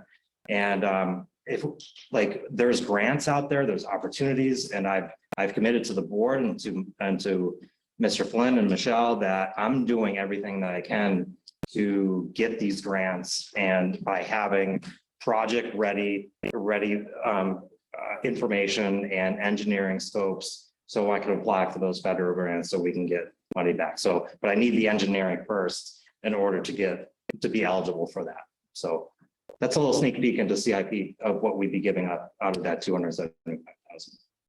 The 275 is way less than what I have heard the optimum management for size facility we have. I've heard it's like $800,000 a year. In that range, it's a way more than what is being forecasted here. Do you agree with that sort of scenario? You mean that we should be more around 800,000? Yeah, I that is a valid statement. Again, I came from another school district, and we used a 2% of our operating budget as a good baseline number. Here, that's about $400,000 or a little bit more. But yeah, Jay Burgess's number was significantly higher than that. Exactly. That, you know, for our investment that we have, that should be a lot more than what. That's correct. 400, and I don't know what the number is. It's certainly significantly more than 275. Yeah. I got a part two to that, which I'll try to help that number is, again, like Norm alluded to, that there was quite a bit of savings from the building project, that a lot of that capital related stuff was picked up. Thanks to Jason. I'm not comfortable with the 275, but you know, when you go down through it, it literally is kicking the can down the road, and you might have some failures as you go in this next year. Thank you. I encourage you guys to walk their meeting next Tuesday. I'm excited to see his new format. This community has asked for years of what it's going to look like to maintain our facilities, and I'm excited to see it. Debbie. So with this presentation next week, do you foresee that there will be any further increases that would be incurred? Increases? Above the 275 that's already. No. This is the sound number that we're presenting to you. This is what we're working with. Yeah, I mean, Mike alluded to that this was probably one of our bigger topics at our meeting, that, you know, we're going to continue to monitor the, you know, numbers of fund balance if we have some money there. You know, last year, if you recall, we made an amendment before the warrant was read, I think 100,000 more or less to reduce it. You know, that's something that we're going to continue as a board to continue to monitor. But as a board, we need to bring you everything what we need for you guys to look at from the beginning. And then if the target moves differently based on a surplus, that's a discussion that we'll bring here if it works out between now and the town meeting. And if I could, piggyback on that. When do you think we would continue down the road of the discussion of the boiler? When, because I know it was brought up and we were asking, for public input, that kind of thing, keeping it transparent. When would we foresee that this would be? When the boiler needs to be replaced? I don't really answer that because we're still working on an energy plan. So I don't know if sources of energy is going to change. And we don't know. We haven't gotten the report or the plan. So we're going to look into whatever we can to save the district long-term money based on what we decide to do.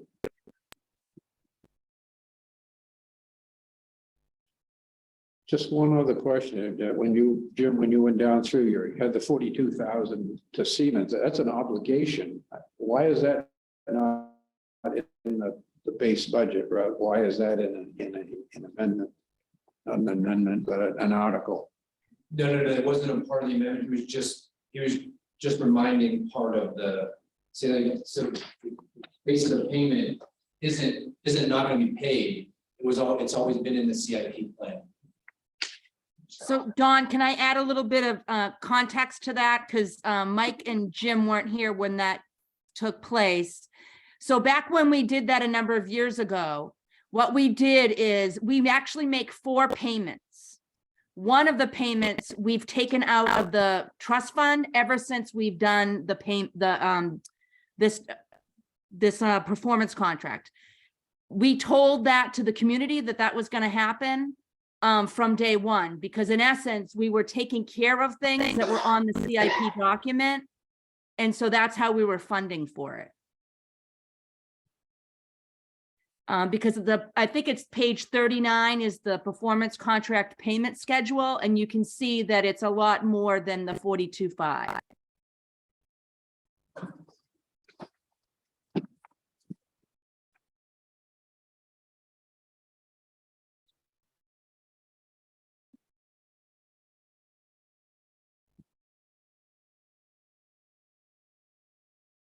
I guess in my mind, it still begs the question that if we decide not to do Article 3, of which 42,000 in an obligation payment is in there, what would happen? Where would you get the 42? Well, we couldn't have it come out of the budget unless we had a savings somehow. We froze something. We could take it out of the CIP, the maintenance trust. Still, it would mean that we would kick something down the road. To me, it just doesn't make sense to have it in a voting article. It's something you have to pay. It's just like the food service.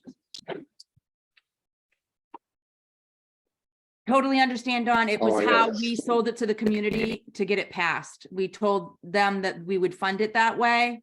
So that's how we could look. I mean, I defer to Mike and the board, but we could look at it differently, but that's why it was done that way. Thank you. It's a minor item, but I just don't understand. Thank you, Don. I appreciate you bringing that forward because it just feels like it's in keeping with some of the other budgeting changes that you have been making the last 2 years. And even if it was presented that way to the community, Michelle, at that time, and that's fine, and it was transparent and open, it might be worth looking at on a going forward basis. Would it make sense to move that into the operating budget fully?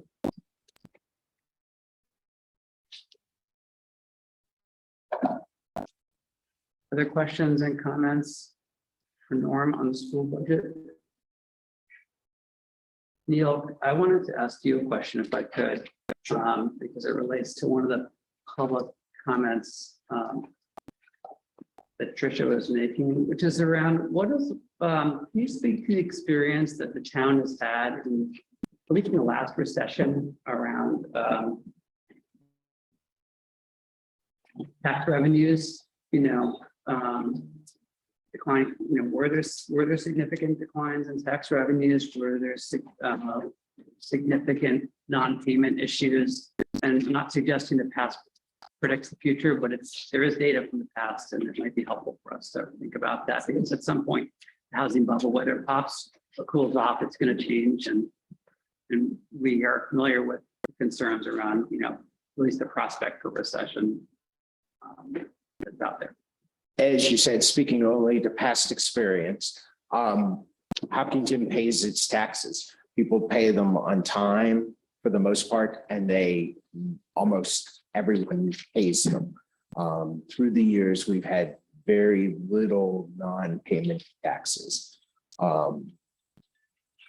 So that's just been the experience. Most people have mortgages that escrow their tax payments.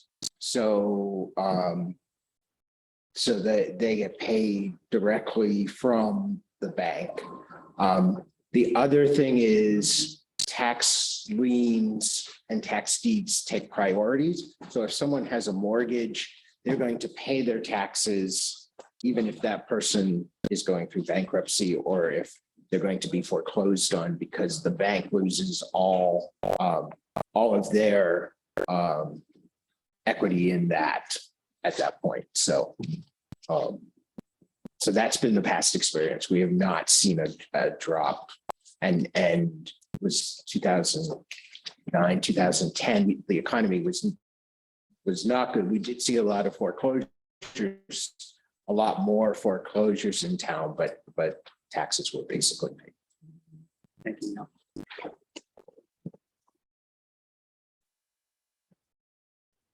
Anything else from the committee this time around the school budget? No, we have our meeting next week. I said to you guys 20 times last year. What do you need from the school district to help you with your decision on our budget? So I'll put something out there for your consideration. And I'm not projecting how anyone on this committee might ultimately vote on either of these warrant articles. But just, hearing some of the concerns in the community and, knowing the full picture, like you shared, Don, of what the town is putting forward and the school.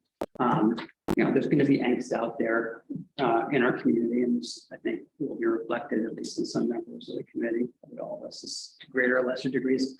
And so I think I'm not exactly sure how to ask the question, but it's conceivable that this committee might vote to either not recommend, the budget, one of the articles, or to recommend lesser amounts. And it might be helpful to have a sense from the school board of if there was a reduction proposed by this committee or recommended by this committee. Not where would you rather see it? Where would you, it could come from the CIP article, the maintenance trust fund, either an elimination or a proposed reduction, or it could come from the operating budget. And I'm kind of just playing out a scenario that could happen, and it might be informative for us to understand that, or at least based on the conversations you've already had with school. I'm happy to bring that. I would counter a little bit to talk about the tax rate and where we are with what was agreed upon last year and what's something that's variable and what's fixed that we can have a look at. And we're at 183 right now. And so I want to back out a little bit of math for us. So 46 cents was the teachers contract, which everyone here supported. And had it to board. So 46 cents was about the teacher's contract. That's was 8 cents. So right there, we're at 54 cents.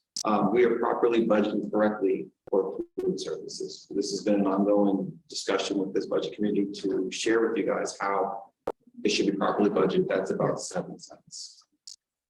And then when we look at properly budgeting for our facilities, that's in there.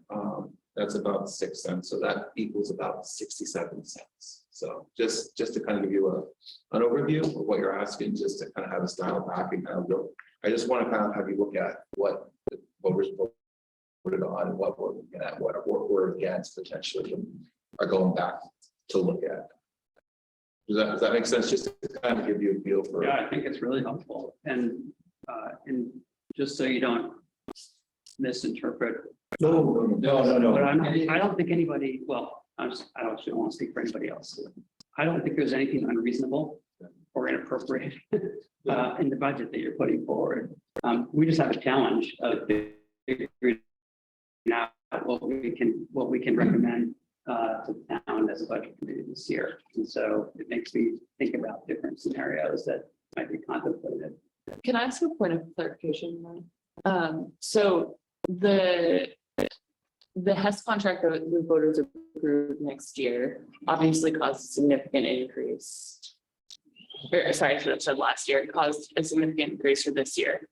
For next year's budget, obviously it'll be the same nominal amount, but the percent change over whatever we approve this year should not be as significant as the percent change that do you understand the question I'm asking? I don't know what the increase next year is going to be. Michelle can answer that question. It's a real complex formula based on steps and all that other fun stuff that they unpack. When we present the warrant article to the town, each one has specific dollar amounts for 3 years and calculate the tax rate on that. Right. So there's a, yeah, so HEA, I can't remember, Michelle, if you can hear it's like 3.5%, whatever the percentage were, it was projected. Michelle, do you know the projected percentage for the contracts next year? I don't have that information. I can look on our website for what the amounts are. That's okay. I'll equally look. I just kind of a point of clarification for what we expect. Yeah, it tiered down, and next year the healthcare, there's a bump up in their buying, right? So this year they're paying 3% in. Next year I think it's 6%, and then the last year's another percentage to get to 90%. Okay, but this year benefits rose like 10% over last year. So would we expect then that would be a smaller percent change? It should be. GMR is a big deal too, because last year I think we were at 6 this year. No, health benefits is it's like the same. Sorry. Okay. But Mark, I heard your question to be prepared for. Sorry. Got it. The prospect. Yep. Anything further or Norm at all? Okay, great. Thank you, Mike. Thank you, Rob. Yes.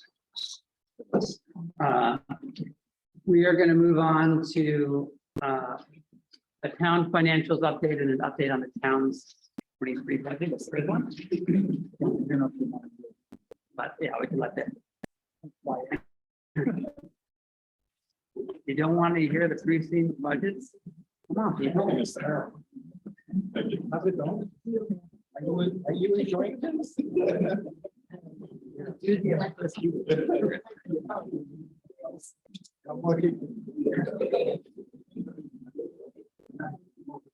No,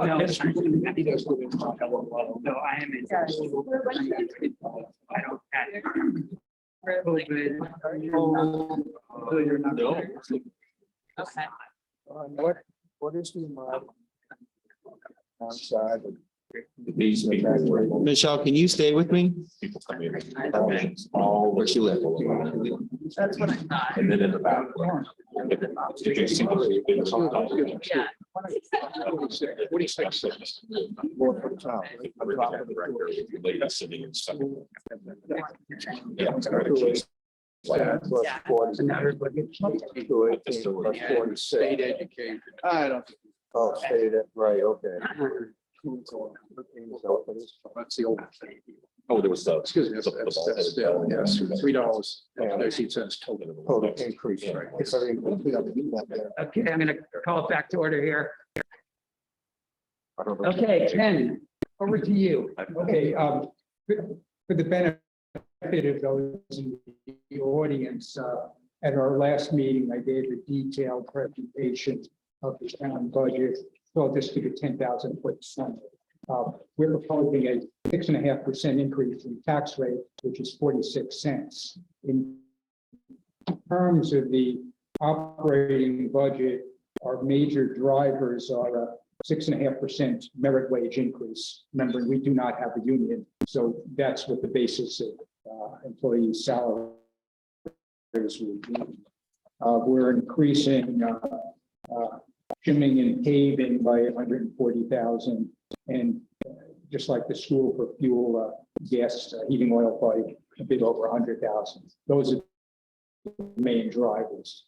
The other thing that we're going to be requesting, and it won't impact the tax rate for 2023, but it would approve for 2024 and onward, are two different bonds. One is a approximately $1 million bond to clean up the lagoons at the transfer station due to PFAS, and the state is what's pushing us to do that. Those costs would be shared 75-25 with Webster. The other, it would be a $2 million bond to partially rebuild Briarville Road. Costs for paving and rebuilding have gone up dramatically, and so $2 million would only be the worst portion of the road. So that's really just a 10,000 foot summary of what I presented at the last meeting. 47 cents. 46. I could answer some quick questions on that, or move on to the year end. Let's do the year end, and then I want to hear if members of the budget committee have anything on your minds regarding the town budget that you want to share tonight. And that the public may have a chance to comment on in the second public comment section as well. So, but Sure. You would have received in packet very preliminary year-end numbers for revenues and expenses. And I want to stress very preliminary. Revenues, the select board hasn't seen anything yet. And I'm not even comfortable talking about those numbers at this point. On terms of the expenses, we have had some discussion about that. And it looks like we're probably going to be coming in $100,000 to $150,000 under budget from what was approved for 2022. And again, there's invoices yet to come in. There's further adjustments to be made, but that's the guesstimate of where we are at this point. And, I'm pretty uncomfortable talking about preliminary numbers beyond that. But I'll try if somebody has any questions on anything I've said so far. thank you, Ken. Okay. Sorry. Questions for Ken, either Or gentlemen. You are about the proposed budget and bonds? No. Debbie. Well, I just wanted to make, I guess it's kind of a shout out for the bond on the cleanup for the PFAS. I mean, PFAS is just now, we're really even finding out about it. It's difficult to clean up. They really didn't even have explanation on how we should do it until recent. So I just wanted to say that I was feeling that there's got to be some help out there, grants to help the towns with this PFAS cleanup. And I have since learned that the real big difference is that we're dealing with drinking water. And I guess I'm just sharing what I had learned versus the fact that we're doing the treatment plant water. So that's the big difference. There's help for the drinking, very little for the other. And my shout out is really to Neil and the people that work with him that have been looking into the grants and really working tirelessly. We had somebody come and speak at a meeting we had at Rotary, and he was very knowledgeable on the PFAS, and he was able to say some of the ways that we could look it up and that there's really nothing we can do. But Neil has really exhausted many of those things that he had said, including speaking to the senators and seeing what might be helpful. So I just needed to put my mind at rest that yes, in fact, for that expense, $1 million that we're looking at doing, we are really having someone look out and try to find funds if they're available for that. And so thank you for that. And then the other thing, my question was for Ken on the shimming. If I could just have some clarification. So the paving and shimming, I know we've, because of inflation now, the select board justifiably feels that we're a little behind on taking care of our roads, which I know since I've been on budget, it's been mentioned many times that we've got to increase what we need for the roads. And the 530, I think, is what we have, 30,000 that we're putting for that, for the 2023. So, and then with a possibility that it had been mentioned a 5% increase for the years after that, understanding that we can't speak for the future select board members. However, where do you feel we will be with this 530,000 being put in this budget? How does that put us for our roads and moving forward? We get the 530,000 and the $2 million bond. We're still behind. We're still we're well behind. We realized that for years, and for the last half a dozen years, we've been increasing by 5 or 5.5% a year. And with inflation, that certainly doesn't help. We had maybe an $8 million amount that we were behind, and that was before COVID. So, bottom line, we still need more, depending on the quality of the roads you want. I've gotten feedback from some individuals that even live on Briar Hill say, yeah, the road's in terrible shape, but if we really fix it up, people are going to be going too fast. Yeah. So you got to weigh, all sides of it. And I would like to, agree with your comment. Neil does a great job, and other department heads do a great job of looking for grants and other places to get money as opposed to looking to our taxpayers. Other questions or comments for Ken? I mentioned we were 3 combined. What was your total impact for all warrants? We're not over 3. Don, can you speak to how you got to $3 and It's 0.46 for the town. Is that correct enough? 1.83 for the school budget, 0.35 for the warrant, which is 218.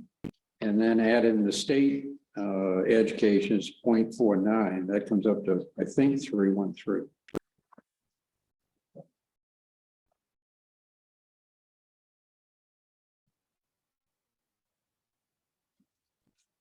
It's the state. Yeah, off the school's spreadsheet, which shows the tax impact. That's that, our tax, that crazy swept number, which is a funny money state, which never leaves the town, but it's still a tax impact. Yeah, that's zero level.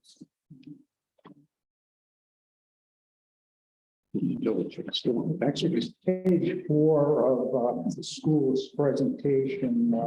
Near the bottom, it shows state tax rate going up 49 cents year over year.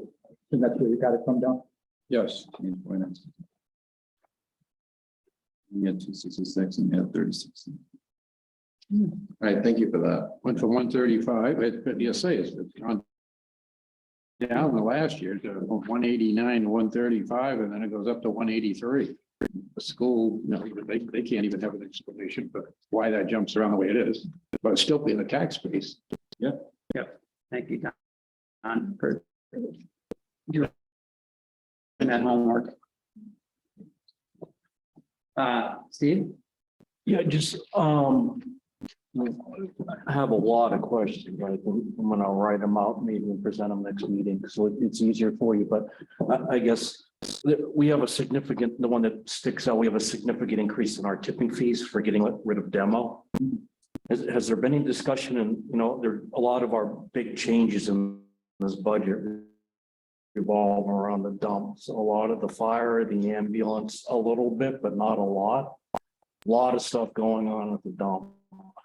Back when I was a contractor, I paid obviously X dollars a pound to get rid of demo fees. Have we discussed increasing the tipping fees to the people using the dump? Yes. Have we discussed increasing? I know nobody likes them, but the pay per bag. Yeah, yes to both of those. Yeah. And at the select board meeting nights ago, we were talking about what potential warrant articles there would be. And one potential one would be for increasing the cost for bags. And believe we have, as the contracts, what we have to pay for haulage have gone up. Similarly, the tipping fees have gone up. Right. So the tipping fees have actually gone up that people pay or we're talking about them going up. They've gone up, yes. How much have they gone up? Have they gone up proportionate to what our fees have gone up? Yes. Yes. Okay. It's tipping fees with what we pay for customers. Yes, sure. Okay. So is that an automatic thing, or is that just something that gets decided by the people that run the dump? No. Transfer stations? So like 40 cents fees. Okay. Just my other, on the ambulance service, the cost share with Warner and Webster, is that negotiated or is that based on actual use? Actual use. Actual use, okay. Those were two of my larger questions. Certainly, if you have more, and we can provide them in advance. No.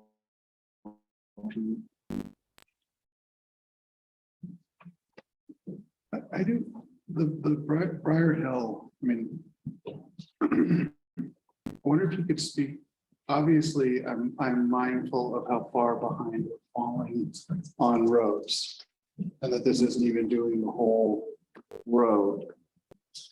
I'm just wondering about the urgency, along the lines of like when Don is saying before, well, what about the 275 on the CIP, like, just where, so I mean, there's always urgency, right? Like, as every year you fall behind, you put ourselves in this position where we take a bond out and then, so I'm mindful of that overarching issue, but I'm just kind of curious as to, is a concern of like,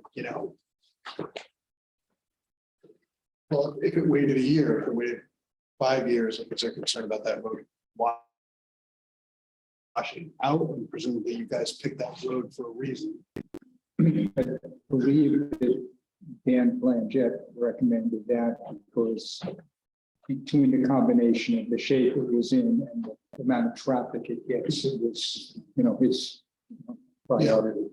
But in terms of urgency, like, you didn't necessarily anticipate the lagoon situation, so that came up, so it has to be dealt with, and I agree it has to be dealt with, like, because otherwise we could wind up in an emergency situation, which would be very costly, both in terms of money and possibly safety.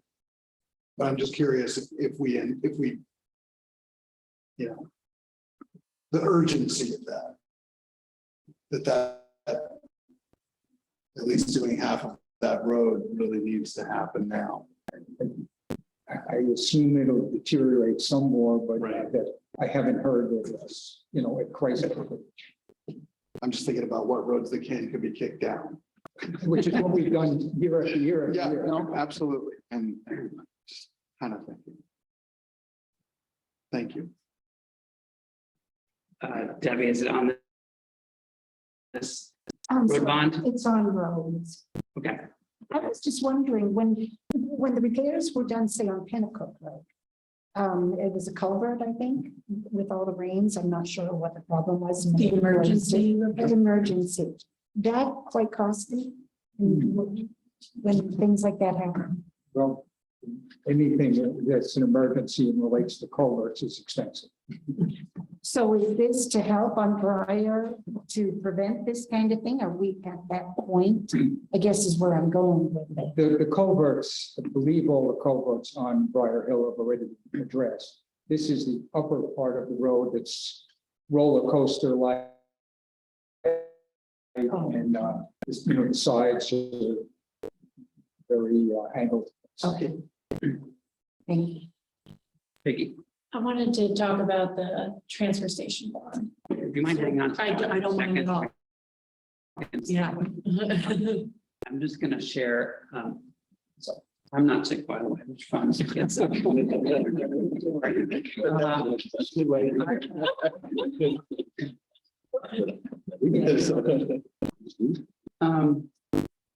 I won't be here next week.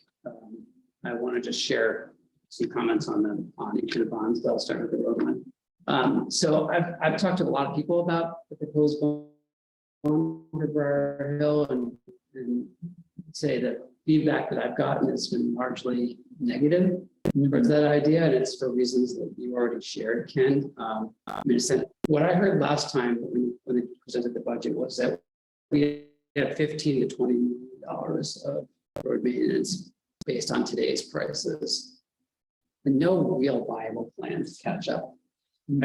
I'm fully supportive of the increase in the paving and shipping budget and operating budget. And I use Briar Hill Road a lot. I live near it. I use it a lot. I've gotten air in my trailer a few times on those things, and then I slow down. It reminds me to slow down. And I do think, like, if the trade-off is $2 million bond, which we're not going to pay, it doesn't show on the tax rate this year, but it sure is starting the following year, versus people just driving a little slower, including me, on that road, and just given the full breadth of what the town is contemplating on budgets this year, and what kind of road system do we really need to have in the town, like in versus wants. I'm not sure we need to rebuild Briar Hill Road right now. I think it's like, it would be nice, but personally, I'm not sure we need it. And the many people I've talked to about it, I would say have advocated that to me as well. And so I just want to tell you that for me right now, it feels hard to support that bond proposal. And that was part of the rationale for when the select board was trying to decide how much do we put in the operating budget for shimming and paving. We want to go with the bond. And by going with bond, people can say no. Yeah. We certainly don't want to see the budget, people to say no to the budget. Yeah. I do notice also another select board member has their hand raised on Zoom. Sabrina might want to weigh in on that.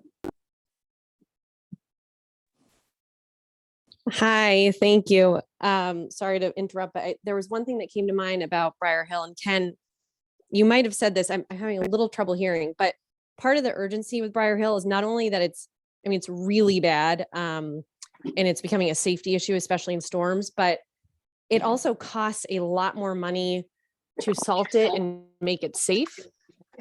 And so that was, I don't have my notes on it, but that was one of the key factors, is that it's like really a money pit at this point. So I just wanted to flag that as one of the things we considered in terms of the urgency. I appreciate that comment. It would be helpful to know those numbers. As a member of the budget committee, it would be helpful for me, and it's John and Colin speaking right now. It would be helpful to know what that money pit looks like in terms of gauging the urgency of that project. To weigh that amount versus what the bond payment we project to be. Right. The sort of cost benefit. That's something you might. Yes, we can provide that for next week. Great. Thank you, Sabrina. Thank you. Thank you. All right. Vicky, over to you. I did a lot of thorough research on our Setch Lagoon situation. And I have a hard time with the morality of funding the cleanup with a bond that will ultimately be potentially our children still paying for the cleanup of the PFAS. And I know it's not going to take 20 years to clean up, but it's going to take 20 years maybe starting next year to pay for it with the current proposal. And I fear that it hides the true cost of the problem. Because in doing my reading, I get the impression that although we use the term best guess from Novus Engineering, it feels a little bit more like a floor in terms of how much it's going to cost. And when we are taking out a bond that ultimately has, I think it said $393,000 in interest, it's concerning to me that that money may end up needing to be used elsewhere to improve our waste management.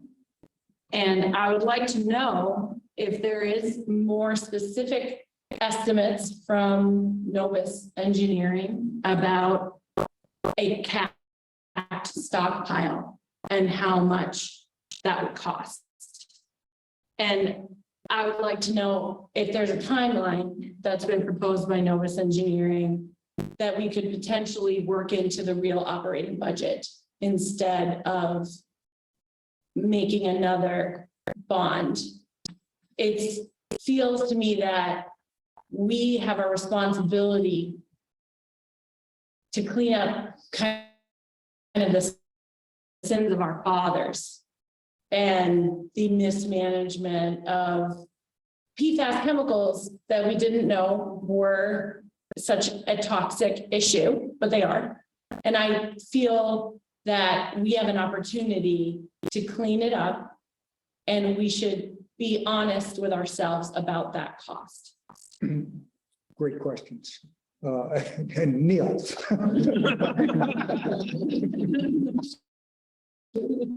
your question is, can it be cleaned up over? But can it be cleaned up over time? How much would you recommend putting into the solid waste cleanup line item year over year if we were to not fund it with a bond? If we were to actually spend the money to clean this up and have the taxpayer realize the true cost of this pollution in the short term? So what would be the cost to the taxpayer if we pay for it all at once? Or if we pay for it over the timeline of the cleanup. And Neil, the cleanup though would have to be done in a finite period of time. Right, and that's, we're working with the DS at this point to develop that, but try to get that. And go ahead and throw in the dredging of the Maple Street lagoons and whether or not that could be added into this capped stockpile and how much that might cost also. It does feel better for me just in my heart to pay for it now instead of my children paying for it. It'll be quite a hit to the budget. It'll be $1 million next year. Well, would it? Because as far as I understand, when you take out a budget, I mean, when you take out a bond, there are certain legal fees that get scooped up off the top. And then there's the long-term interest fee, the long-term interest that we have to contend with.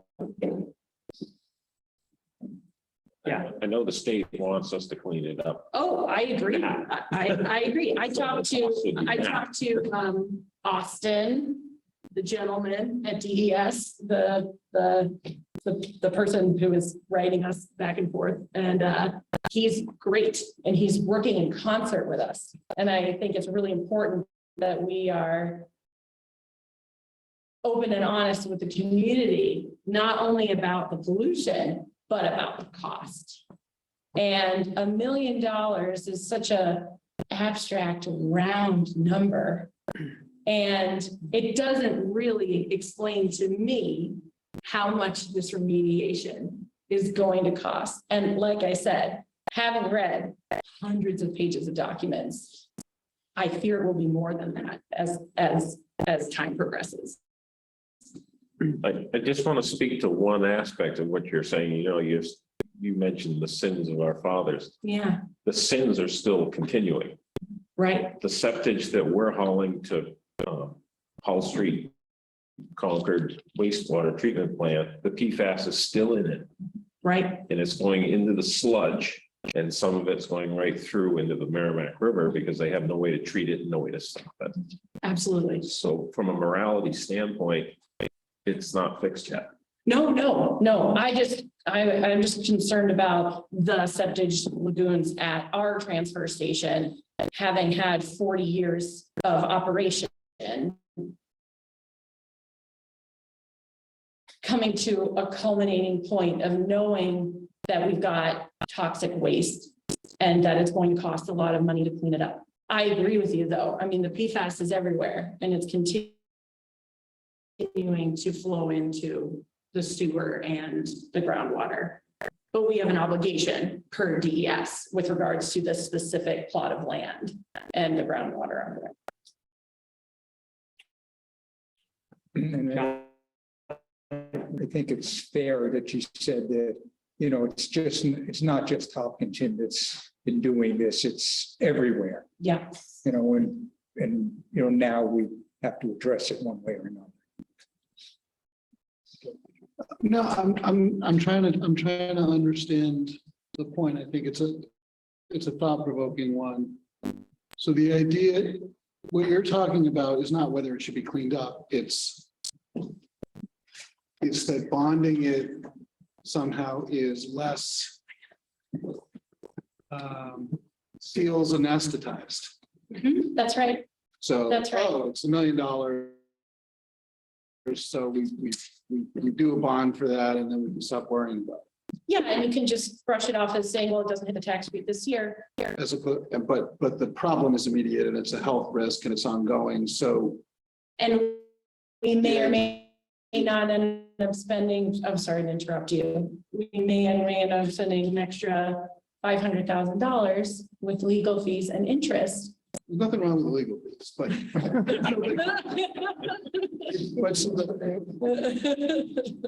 But so the concept is that, well, if we're not bonding it, but we're actually putting it in as a line item that is there, that somehow that feels more to the taxpayer, that's a moral act to pay for it that way.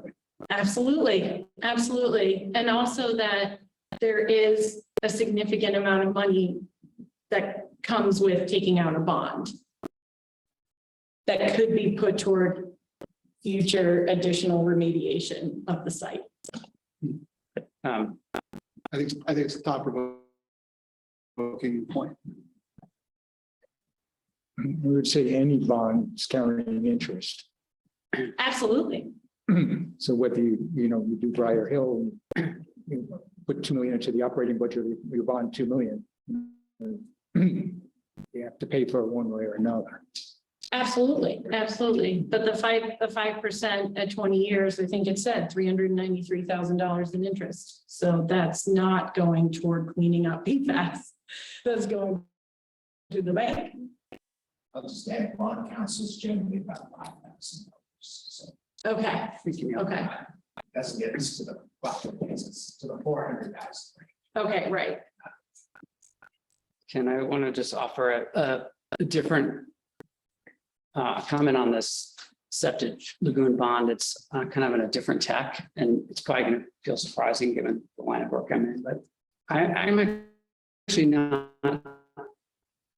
My curiosity is around the timing of the bond and a feeling that it may be premature.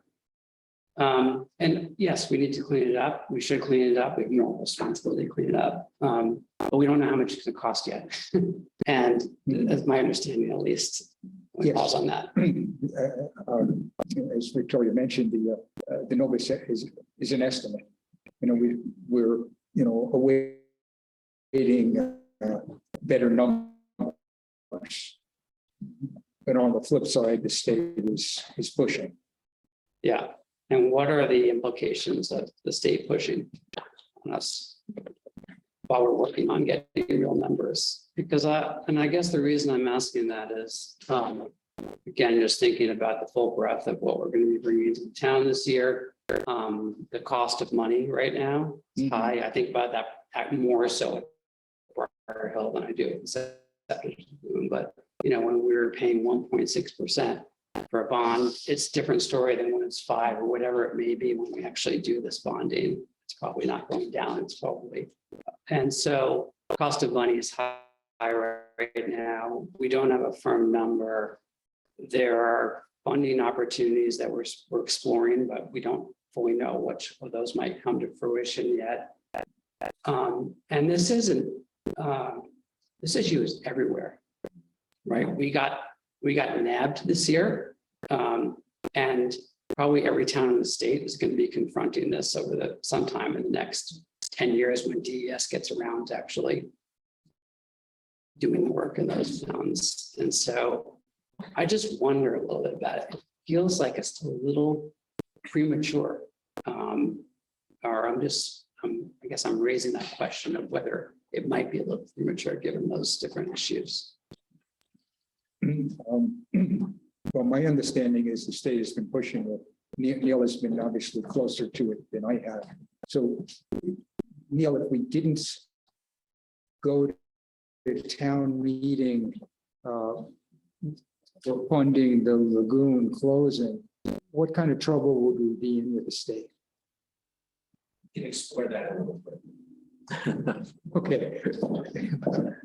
Or is there an interim step of going to town meeting with whether it's funding for additional sort of the next stage of engineering or something else? Because I think the state is not, in general, the state doesn't want to punish you if you are taking steps towards getting into compliance. They don't want to get into a legal fight with the town. And it's, again, it's not my interest to just kick this can down the road. I just feels to me like we don't have quite enough certainty, and given the full breadth of what we're putting in front of the town and the cost of money, I just wonder if there's if a year from now might be a better time, more appropriate time.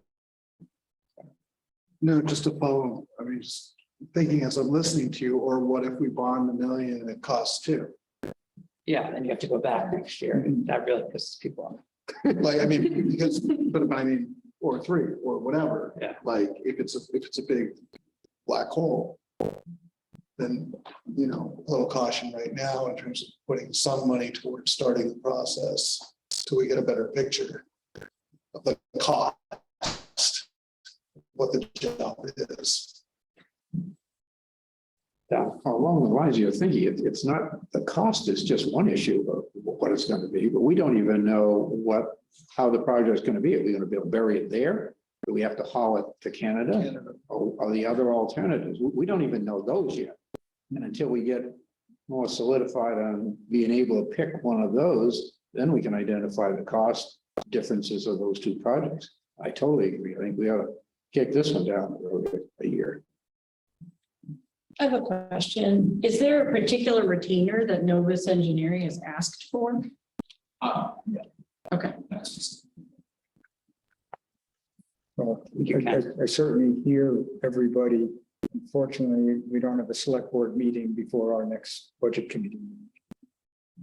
I do have a line item question from the budget regarding this issue, which is solid waste cleanup 4325, which is on page 38 of 52 from last month's document. The select board proposed budget number for solid waste cleanup in 2023 is $42,000. Yet the 2 prior years, we actually spent more than that. And having read these scope of works from Novus, feels like we're just going to be testing more, not less. And the cost of materials is going up, so I wouldn't be surprised if the tests themselves increased in price. So I'm wondering, why not at least budget that line item at the actual cost from 2022? So the 2022 costs included some of this with the new site.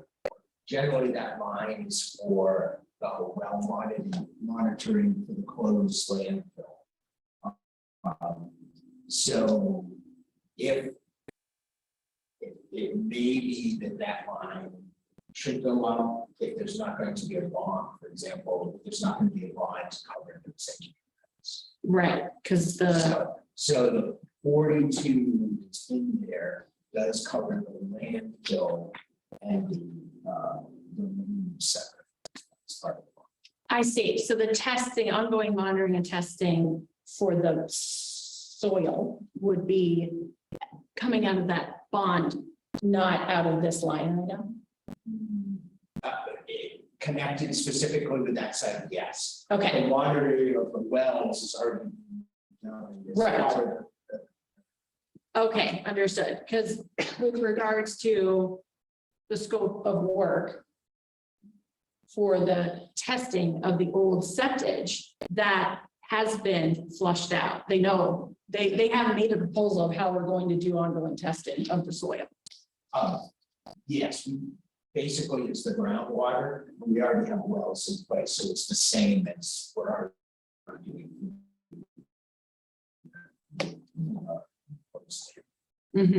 But this would be the line item that you would recommend increasing if we do not pass the $1 million bond. Yes. Or if we want to pay for it now instead of. That can be done in advance, and then I was just adding a separate line in that same area right under it that was separate or specifically.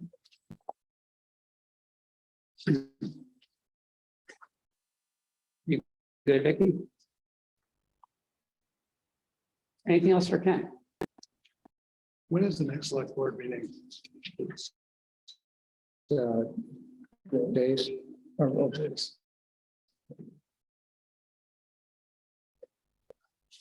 I mean, based on feedback we received tonight, and you don't have a meeting between our next meeting, it's really hard for you to take this back to the select board and get their feedback to come back to us, correct? That's true. So let's unpack here. I mean, Neil and I will talk and probably, we'll loop Sabrina in just to get some feel for. Yeah, I want to talk with the budget committee when we get to our last item about our calendar and whether we, because we can meet next week and perhaps need to meet again on the 25th. The select board makes adjustments, or we can just meet on the 25th. We had both dates as tentative on the calendar. So let's revisit that when we get towards the end of the meeting. I'm sensitive to some folks in the audience who might like to present their budget and go home. Mr. Budette. Anything else for Ken now? Okay, thank you, Ken. So just so folks know, we're gonna hear a presentation on the Kentucky Village Precinct budget and financial update. Just to point out, do you want to get published or? No, we're gonna do that afterwards because and then we're gonna do the Hopkinton Village Precinct. And then we'll reopen the public comment period for anything that has been discussed. I'm doing that just because I know we have one guest here who has been sticking it out for a while. I'm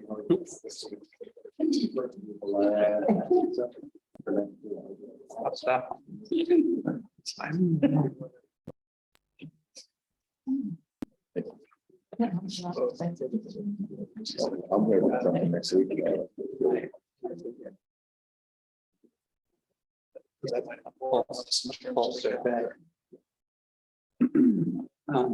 Yeah.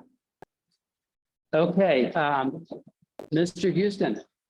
Okay, just a point of reference, I can introduce the chair of the precinct commissioners, Chris Bodett, sitting here in the green shirt, Bodett. If I make any errors here, he'll correct those. Starting at the top line there, I'm just going to get down to the differences, the significant differences, and then you can ask any questions you'd like. The tax are going to go up as projected, $8,354. And that's been ability of that because we're expecting another $20,000 in revenue. That sort of offset that in spades. Going down basically to the superintendent's line, 2/3 of the way down, we're projecting an increase for the superintendent of $4,000, which is in line with what the town average of 6.5 increase on wages. We also added another person to the staff, a treasurer, 3 lines up from the bottom for $1,500. That's basically a legal requirement to have the second eyes on the money that's functioning in the precinct. Going to the next page, we, like everybody else, are getting hit with increase in fuel costs, electricity costs. That's been a significant increase. Going down 3/4 of the lines down to their street lighting, we're expecting to go from 13,000 to 16,000. It's an increase of 3,000. And the electricity at the main plant is going up 6,000. Propane's going up 2,000 for that facility. And then down on the Boundtree plant itself, the propane cost, we're expecting to go from 7,000 to 21,000. That's a $14,000 increase. Going over to the third page, the total expenses, we're expecting to go up $28,000. And then moving down to the very bottom set of numbers, we have the recommended operating budget going up 28,000, which is just a line above. Warrant articles recommended going up another 1,000 because we would have to increase for the vehicle replacement, which we're putting in 6,000 each year. So the total appropriations recommended are going up 29,000, offset by the $20,000 extra revenue. That get down to our bottom line here of the tax rate increase is going from $1.67 to $1.71, or a 4-cent increase. I'm not going to recognize you right now. We're fortunate, I think, that with this situation that, we're able to keep these rates pretty close to where they were last year. That only happens for this year. Next year, it could be a significant change. We're talking about maybe have to increase the rates because we know we're going to have a lot more larger expenses in replacing some of the infrastructure.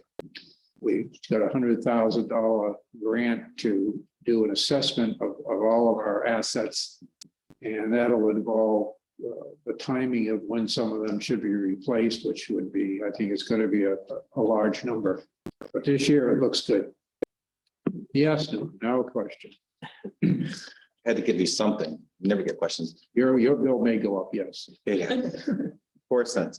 What was the so last year was $1.67, right? And it's going up to $1.71. What was the prior year before that? I'm just trying to compare inflation rates compared to what we're going through and tax rate impact. I don't have that with me right now. Good. Okay. I can try and look it up on the website, but I just want to kind of compare. I don't have that. I can get that for the next meeting. I can get the history of it. Because I want to look at each department. It's been very stable. Let's put it that way. Yeah. Of the water usage rate, you're projecting that to increase?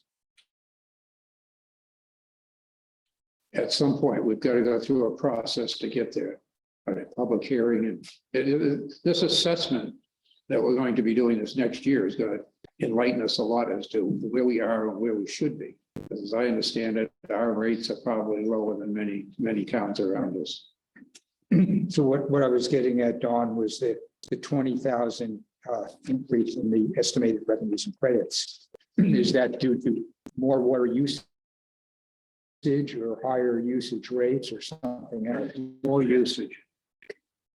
People having leaks in the toilet and not fixing it. Any questions? Has anybody that's not been on Maple Street in the last 3 or 4 days, you've seen that we've had a leak there that's costing a lot of money because you can't find it. I think they probably found it today. Right. So Anyways, just one simple question. When you started your budget process, was there anything that you guys decided to remove from this budget process because you guys felt maybe something could wait based on trying to keep things at a lower price, lower tax rate? So there was nothing that you guys pulled out or anything? Correct. Okay.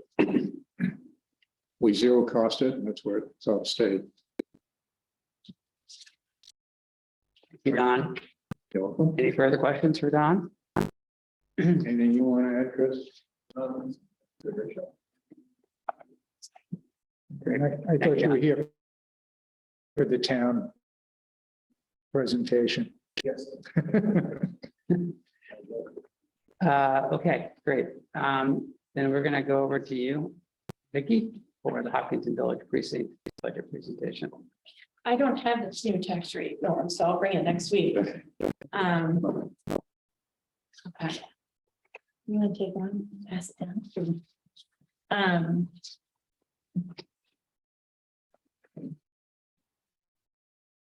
So my presentation does not include year-end financials beyond total revenue and expenses. If you guys do have any particular questions, I'm happy to bring back the answers. We've got a negative revenue balance this year of $600. And as you can see, my little notation, it's almost entirely electricity driven because our budget is almost entirely electricity driven. We have the streetlights that make up the majority of the costs for us.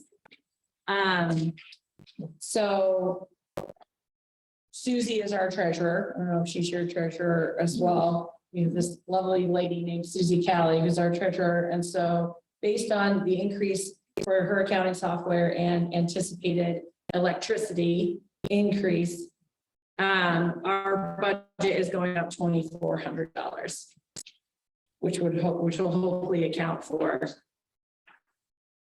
Susie's software and the electricity rates. The big water project, a multi-year project, is done. The tanks are installed, the fees have been increased, and now, similar to the asset survey that the Kentucky Water District is going to do, we're planning on doing a point reassessment survey where everyone in the water district is going to get a visit and their fixtures are going to be checked, documented, and their bills adjusted accordingly. If they have more spigots or faucets than is recorded. So I don't know exactly how long that's going to take. It's planned for 2023. There's approximately 200. Oh, none of you know, but there's approximately 200 houses in the water district. I'm not in the water district, but they will all be getting a visit to count there and make sure that, you know, the water system continues to pay for itself appropriately. And I can bring tax information next week. In case Norm was going to ask me the same question that he asked Don, there is the traffic calming demonstration that may or may not come up as a separate warrant article at our annual meeting. It's not in the budget. We would like to put $5,000 toward permanently changing this intersection. But it is not built into the budget. It's going to be a separate warrant article because we have to be sensitive to the amount of increased taxes that everyone's going to be asked to pay. That's based on the exercise that you guys did over here. Mm-hmm. And you received significant feedback from the community that I believe, correct me if I'm wrong, they didn't like it. So I did not get to read the survey, but Thomas described the survey results as mostly positive. Oh, okay, good. He said that the most frequently brought up concern was related to trucks turning. Is that right, Neil? But overall, there certainly were some negative comments. Yeah. Overall, the response was positive. Thank you, Vic. So you will be going into people's houses, picking up your spigots. Yes, so not me. That's gonna be fun. Yeah, great. You're gonna see a lot of toilets. Great, any questions? I just never heard of one being issued to change a traffic pattern. Is it because of the financial impact? Is that why? I mean, that sounds like a warrant to take a step towards that, right? Because it's Yeah. gonna cost more than $5,000 if. It is, but we're hoping to share the costs of it With who? with the Economic Development Committee and the Historical Society, if I'm not mistaken. So the Hopkinton taxpayers would help pay for it? If the Economic Development Committee chooses to put money toward it, I don't want to misspeak on this. I think maybe the town's budget would be behind. It's actually. Oh. Well, maybe that'll give them something to do when they don't do Murray Hill Road.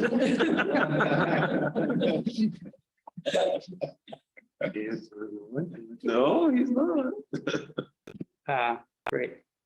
Anything else for Vicky? Okay, thank you, Vicky. We are gonna reopen the public comment session.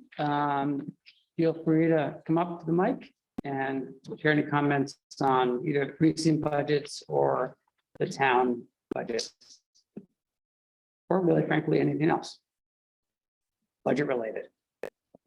Let me get you. Again.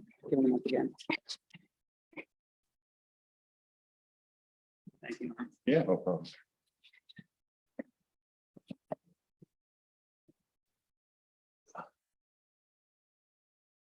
Okay, Arnold Coda, still at 400 Gould Hill Road. I have anywhere from a few to several comments to make, but I'm going to start with, interestingly, the Hopkinton precinct budget. Did you say that you would be asking the Economic Development Committee and the Historical Society? So we are not asking anybody at this point. What we are hoping to do is to ask our voters whether or not they're willing to put up any money for it. That is what Thomas LaPoma, one of our members, suggests is the first step. Ask our local residents if they're willing to put money toward making it permanent. If we are willing to put money toward making it permanent, then talk to the other stakeholders who have an interest in changing the traffic pattern and ask if they would be willing to put money toward it. The way it was described in our Hopkinton Village Precinct meeting is there is a spectrum of ways to make it permanent. It doesn't necessarily have to be beautiful and made of granite and costs $100,000 to change the pattern. It could be something that is more organic. So it depends on how much money we can raise to change it before we would decide what that change looks like. Okay, thank you. The reason I asked is because I am a trustee and a treasurer of the Hopkinton Historical Society. And I just want to be prepared in the event that this goes to the society. Yes. Are you responsible for the Veterans Park? The Historical Society, not you personally. The Veterans Park. The common, the town. No, we are not. Okay. Okay. That was done by the burger. What? Oh. But the Rotary, he said. Oh, all right. Okay, in any event, on the town budget, on the matter of the roads, I guess I'm puzzled, as I have been in the past 1 or 2 years, as to why there is so much focus on Briar Hill Road. there are a lot of other roads in this town that are at least in as bad condition, if not possibly worse. For example, I live on Gould Hill Road. I don't know if any of you have traversed that from one end to the other recently, but I can tell you that the back end from, I'll call it the Apple Farm barn down going toward Kentucky Village is literally crumbling, absolutely literally crumbling.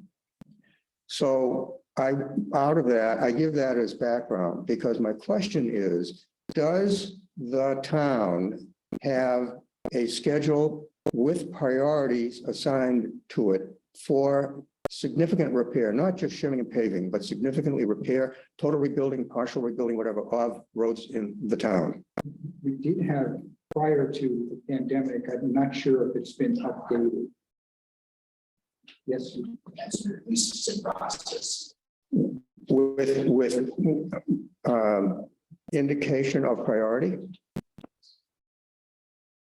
All right. Well, I think that would be something that if it were included, and maybe it is, for all I remember, included in the annual report that's put out, the whole book, so that those of us who either have an interest or a concern about the roads would have an indication of what the town is proposing to do, where, when, and, well, I don't know that you can put a how much figure to it. But that brings me to the matter of bonding. There are a lot of roads, apart from just these two, that one that you have been talking about and my road that I just brought up. A lot of other roads in town that need really significant work. And what concerns me and discourages me is that the town has been inordinately frugal on the amount of money that it wants to apportion toward, I'm going to call it road rebuilding. If we think about the bond issues that have come forward from the school district over the last at least 20 years, there's been no hesitancy there to ask for big money bonds. And the voters have approved them. You're looking for $2 million for Bry Hill Road. I don't know if that's enough or not enough. And you have explained that it's only for part of Bry Hill Road, the part that's more toward this end than the rest of it. So it just concerns me that there is no parity really between what I see at least as the genuine needs overall of the town and all of its functions, which includes the schools. So I encourage the town to think about that.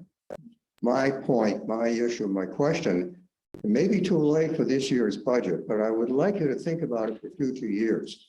Because in fact, I may even have said this to Neil over time. I would not oppose, I would not vote against a town warrant article asking for $10 million for repair of roads, or maybe even one specific road. Because our roads are deteriorating and disintegrating faster than we can fix them, shave, pin, patch, whatever it might be. So in any event, that's my concern on that. So on the real elephant that's in the room, which is the school district budget. Just gonna get up. I'm dismayed that the people who were here relative to the school district budget matter have all left, because I think that they have the obligation to listen to what all of the costs are that the taxpayers in this town will be asked to pick up, and how much, what the final bottom line issue is, how much that's going to affect their tax rate. I just think that's really, I think it's discourteous. And since they're in the educational industry, I think they should stay around to get educated on the whole ball of wax, because it's that whole ball of wax for each taxpayer in this town who owns property that has to be paid. So on that point, I really feel that I'm surprised that none of you here on this board tonight really pushed the school district people on a lot of the issues. I cannot believe that there is not some cut that can be made that would be significant in the budget, the school district budget. That's all I'm talking about right now. It's hard, I think, for any of us who are not on the budget committee or not on some other board to speak in a general fashion. And I try to stay away from that with respect to, well, I think all the people in this town, whatever. I can do it, but I don't think that that really provides any sort of base of information for you.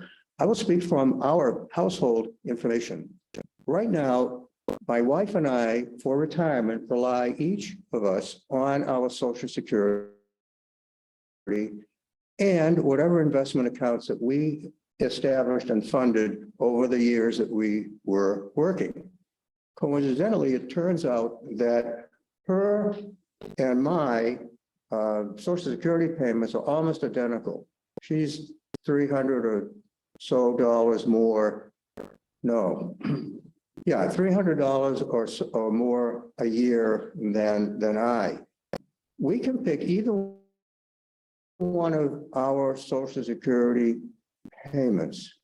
And right now, as of the most recent tax payment that we made, it ate up all but maybe $100 of one of our total Social Security payments for 2022. I did a rough calculation tonight, sitting here and listening to the numbers about the school board, and we're going to be in the same position if everything goes through. If everything goes through, and I'll tell you, I resent that.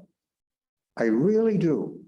We have long since paid off our mortgage, and now we have to pay to rent our property from, pick an entity, the town or the school district. And when it gets, we at large, the population at large, seem to feel that there's a real problem with people who are not earning enough money to be able to find a place to live, which means that they would have to pay rent or pay a mortgage, taxes, whatever. Where is that concern about the people in this town who are in effect going through the same situation? I don't want to speak in generalities, but there are a lot of our friends are in that same boat. And I really think this is close to being unconscionable to have a $2.13, $2.18 increase in only one of the tax rates that will affect us. And I'm sorry that the only representative of the school district, because there's only one person here, and that's Norm, who has to absorb now what I've just said. I think it would have been useful for all of the people, whether they were employees, meaning teachers, administrators, or supporters of the school. And it's not that Alice and I do not support the schools. We do. We always have, and we still do. But I really think that this is an unconscionable proposed increase in the budget, but that reflects, of course, in the tax rate. And I'm really sorry that they're not here to hear me say this, because it almost sounds, I know it isn't, but it almost sounds like, well, geez, he waited until the end of the meeting. I didn't know they were going to leave. I would still be saying the same things even if they were here. So I've said my piece, and I would like you all really to incorporate into your considerations of both budgets, but certainly the school budget and the town budget vis-a-vis the roads and cleaning up the lagoons. I've always found that to be a peculiar word, lagoons, for what's in them, considering that we think of lagoons as being a nice place where you can go and have for vacation. Anyhow. Got to add the septic modifier. What's that? Got to add the septic in front of it. Yeah, right, exactly. So anyway. Can I ask you a question? Yes, of course. First of all, I just want to say, I have a lot of faith in Norm, who listens very carefully to both us on the committee and members of the public, that he will carry your sentiments back to the school board. And obviously they're not hearing you say it, but I know Norm has shown that he is committed to doing that, and I expect he will. And I just want to ask you the same question that I asked somebody earlier and that Rich did as well, which is, if you were sitting at the table here, on the side of the table, what would you be recommending for a change to the school's budget? Well, there are a lot of areas in which I would make recommendations. I'll answer your question this way, and it's a valid question, and you asked it, and it's a valid question as well. I'm going to answer from the standpoint of what do I think would be a reasonable tax rate increase, maximum $1. Now, how the school district may get to that, I think is up to them, the board, all of them, to come back to you, if you were to ask them to do it, to tell you what would they do in order to keep the rate to a maximum, the tax rate increase to a maximum of $1. That's the best answer I can give you. Thank you. Well, I can give you some thoughts and ideas. Most of our employees are contracted, that is to say, they have contracts. There are a few who don't. I think most, if not all of them, are in the SAU office building, are they not? Contracted? No, the non-contracted employees. Yes. So freeze their salaries. How much would we save? I really don't know. But here's a question. How many people do we have, not including the superintendent and Michelle? How many people do we have now working in the SAU administration office? I really don't know.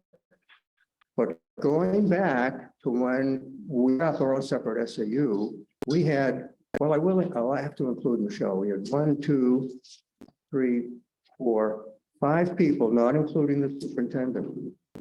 Include the superintendent and his administrative or executive assistant, and we would get 7 people. I don't know how many we have now.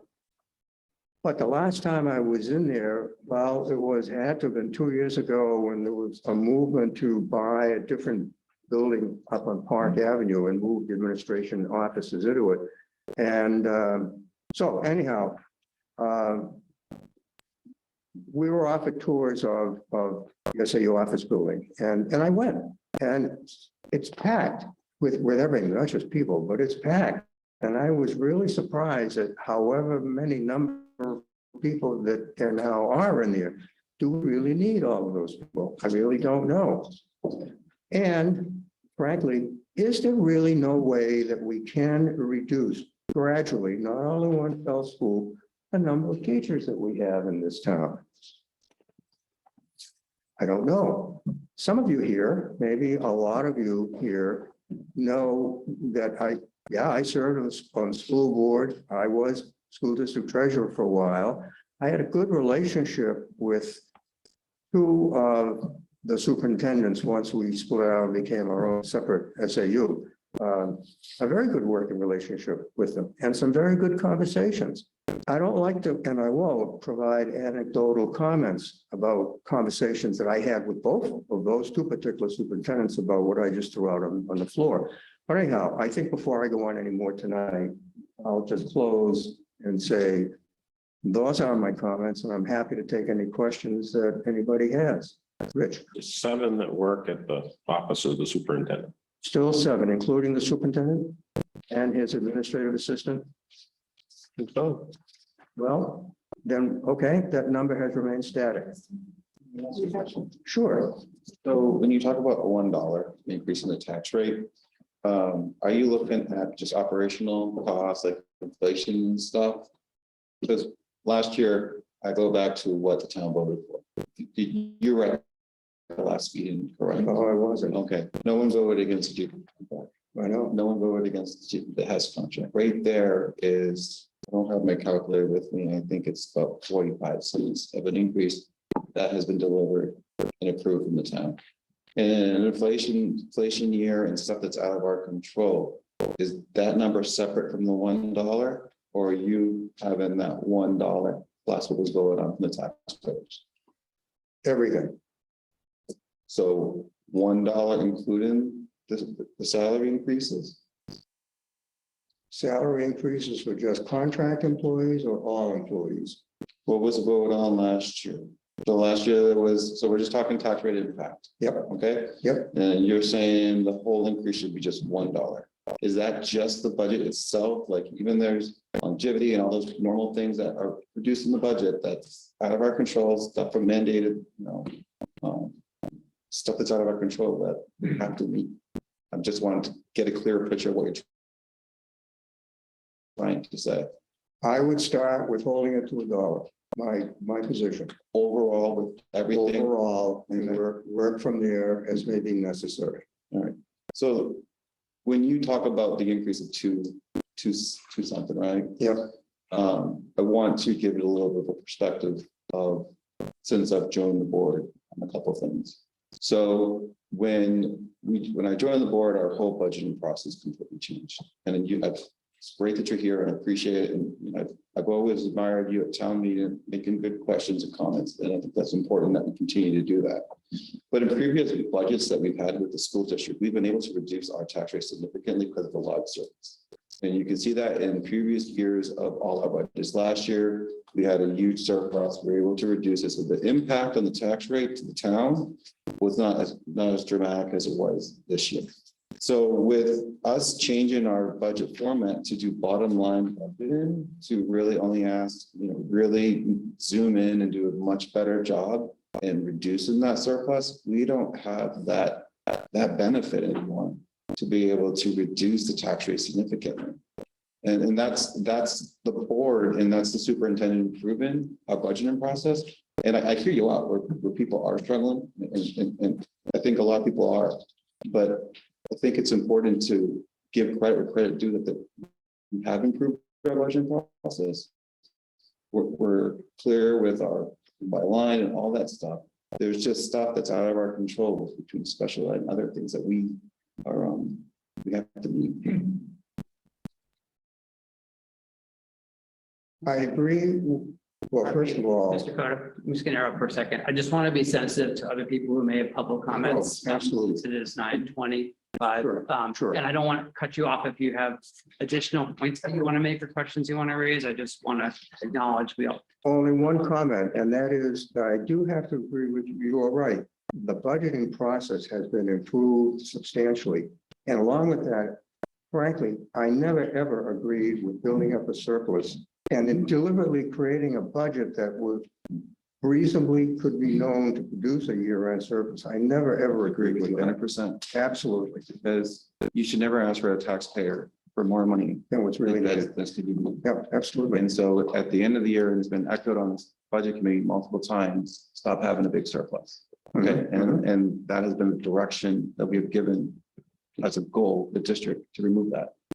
So now we are finally at that position that we can't reduce the budget with the surplus, but we have to make harder choices. And one thing that has been echoed over and over again on the school board is that the Article 10 money is precious. We're taking $400,000 out of it this year to reduce the tax rate. We don't know what it's going to be like next year. Yeah. So we're going to be in those discussions down the road where we're going to have to take a deeper dive, and hopefully that's at the beginning of the budget process where we're going to have to look at that. Okay, good. Thank you. Thank you. Yep.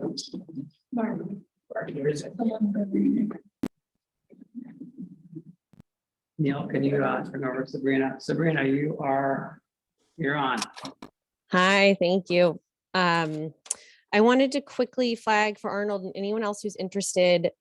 We discussed roads at length as part of our budget sessions, November 14th and also November 21st.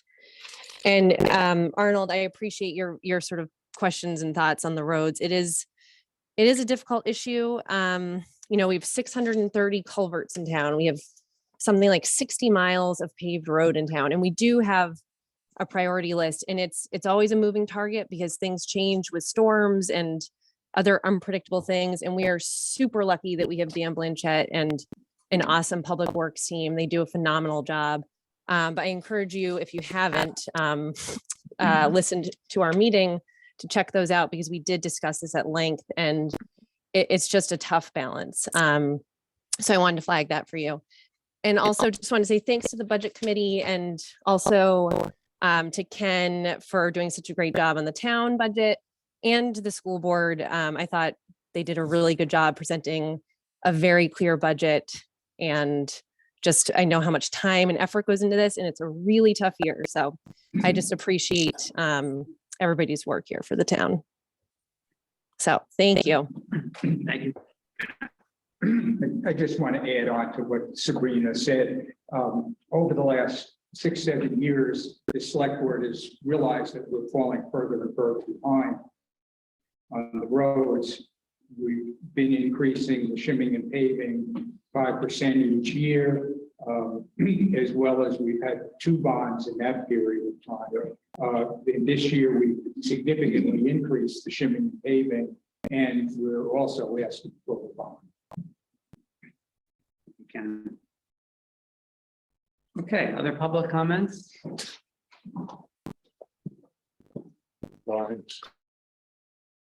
I'm at 86 Maple Street. I also wanted to echo on the roads. If Briar Hill is not the super priority, I think we still need to keep chipping away at it. I think we're like 8 years out. So if you did still support a bond to fix a chunk somewhere, there's got to be number 2 on the list that could be a good candidate that maybe won't become a race path. And then you brought up what we voted on for incremental increases for the bonds. I happen to have a copy of what was given out for the warrant articles. I also double checked it, and this is what was presented for the HES contracts and the HEA contracts. And this is again where my struggle is with this. The Article 5 HES contract estimate for 23-24 was $60,818, and it's coming in this year for major increases, $81,755. I'm not too problem with that. Doesn't send out the alarm. But when you go to 2023, 2024, for what we voted on the HEA contract, the number listed, what we were given as we walk into voting, was estimated at $364,498. And on our worksheet that was given to us on the top line, that number, major increase for salaries and benefits, is $1,082,661,000. So there's a significant difference there. This number, if it passes, goes into the budget. It's dramatically off. Next year's production, which we are on the hook for, this is part of the contract, is $350,189.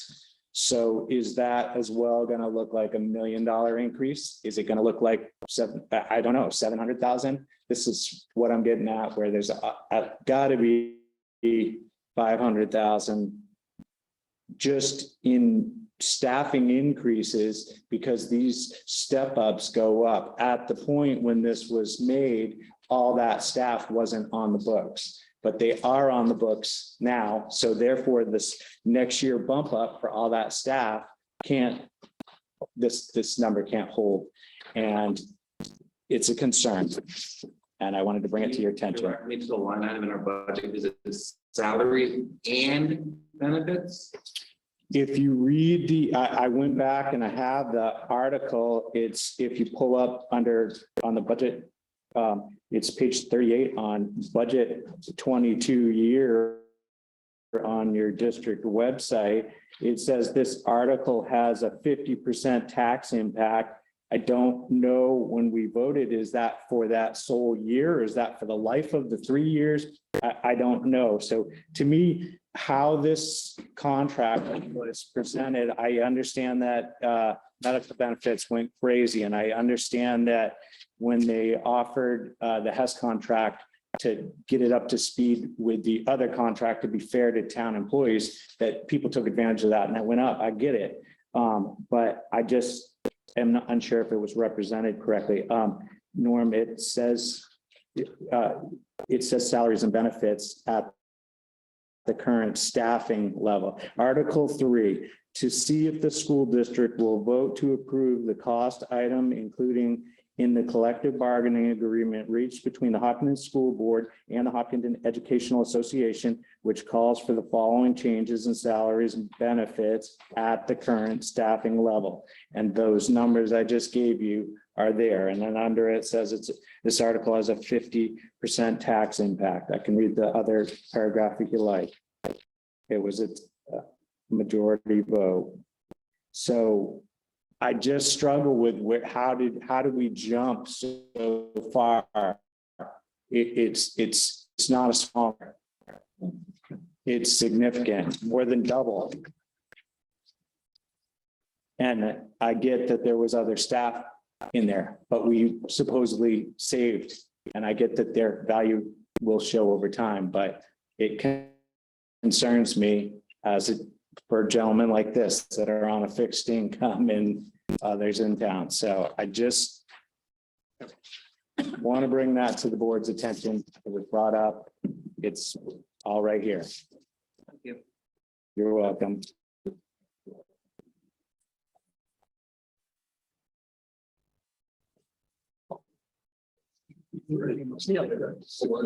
Oh, okay. Great. Elizabeth Sides. Hi there. Elizabeth, you're up. Hi, can you hear me? Go. Okay. We can, yes, please introduce yourself and your address. Okay. Elizabeth Sides, 265 Crowell Road. I just want to say thank you to everyone who presented, answered numerous questions, which I think for me, I apologize. I missed a lot of the town presentation, so I will be paying attention in future, like the public hearings and stuff. I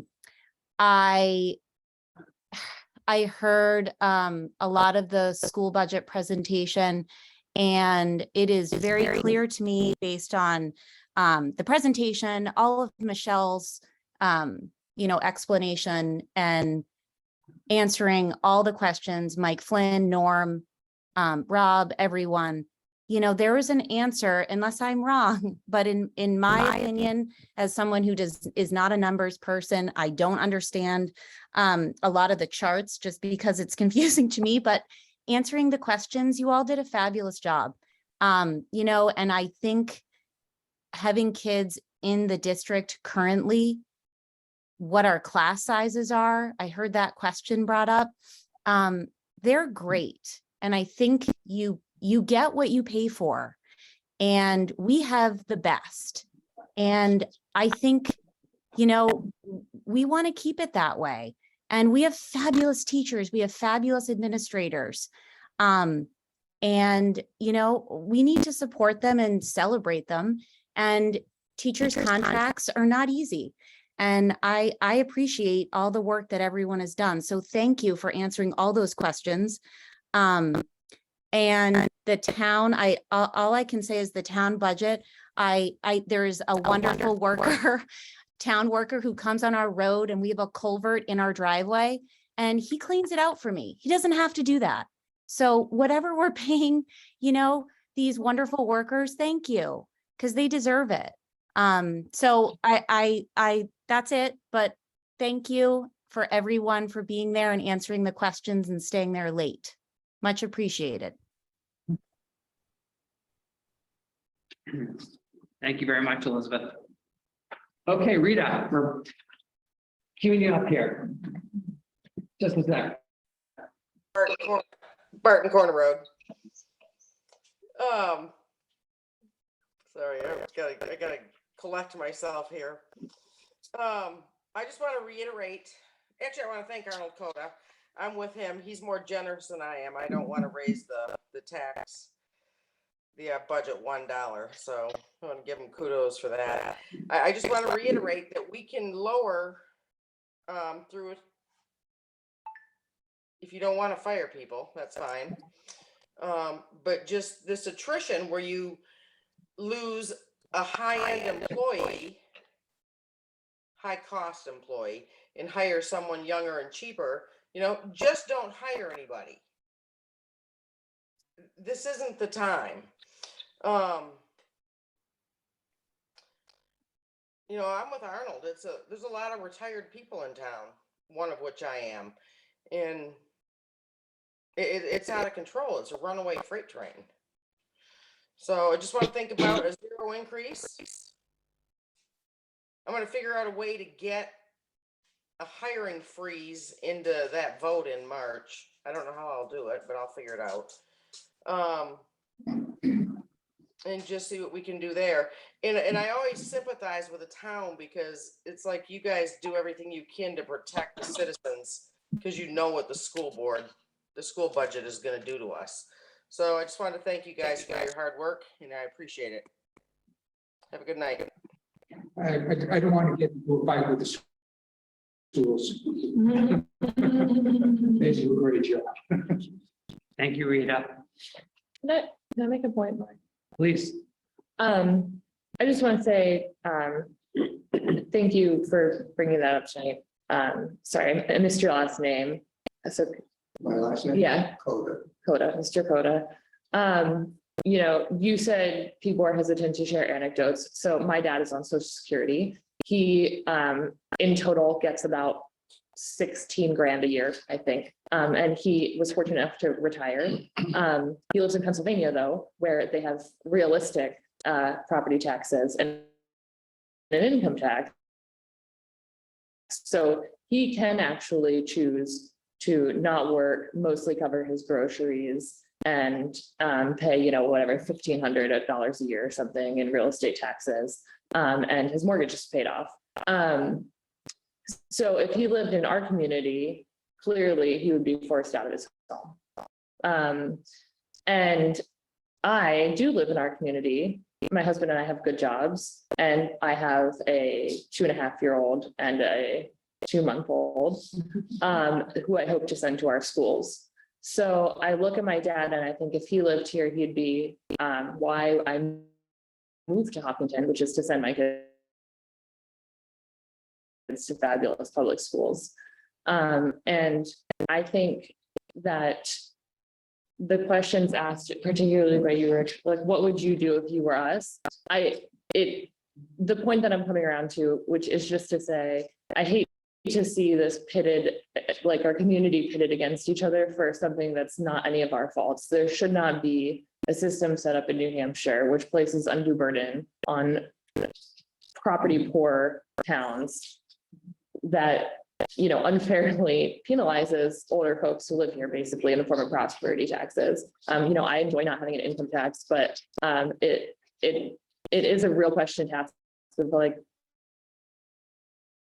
you know, we can maybe push Mr. Flynn to not hire when people like leave their positions in teaching. But I think there is a fair question of over time, what do those larger class sizes potentially do then to the education that we're providing our children? And you know, I'm circling around to everything I heard here tonight. Like I didn't hear answers really. I mean, I think that there's on their edge cases that we can fight over whether we need new Chromebooks or 3 fewer teachers, but none of that is going to solve the like mission critical, like the problem at the center of all of this. And so, you know, that's nothing to say. I guess like I'm just wasting time at 9:40 spewing personal anecdotes, but you know, I think it's reasonable to ask the school district to take a look at, like, you know, is there anything left, and take the town to say, do we need to fix Briar Hill Road? But it's a hard problem. Like, I think I'm encouraged by the empathy that everyone has shown for each other tonight, and I'll just shut up. Thank you, Krista. You're describing the conundrum. Yes. Yes. Very well in a personal way. Thanks. Bob Matty. Park Ave. It's kind of interesting. I was kind of waiting for that comment to come up in conversation because I have maybe a different spin on that with family outside of the state. But And I guess to address that in some of the, some of our conversations, I don't, and this was part of what I was thinking about back there. I don't think if there are people that are saying hold off, have animosity towards the school or the town, right? So I don't think that's, and maybe it is in certain cases, but I don't feel that there's an animosity there. I think there's a concern for what we're heading into. And there are people saying we need to kind of what I call just maybe the pause button, or how I view it as we're heading into uncertain times. We know the Fed's going to raise interest rates. We're still not sure where inflation is really going to land this year. And I know there's been some tweaks lately with that. The cost of energy is probably not going to go down.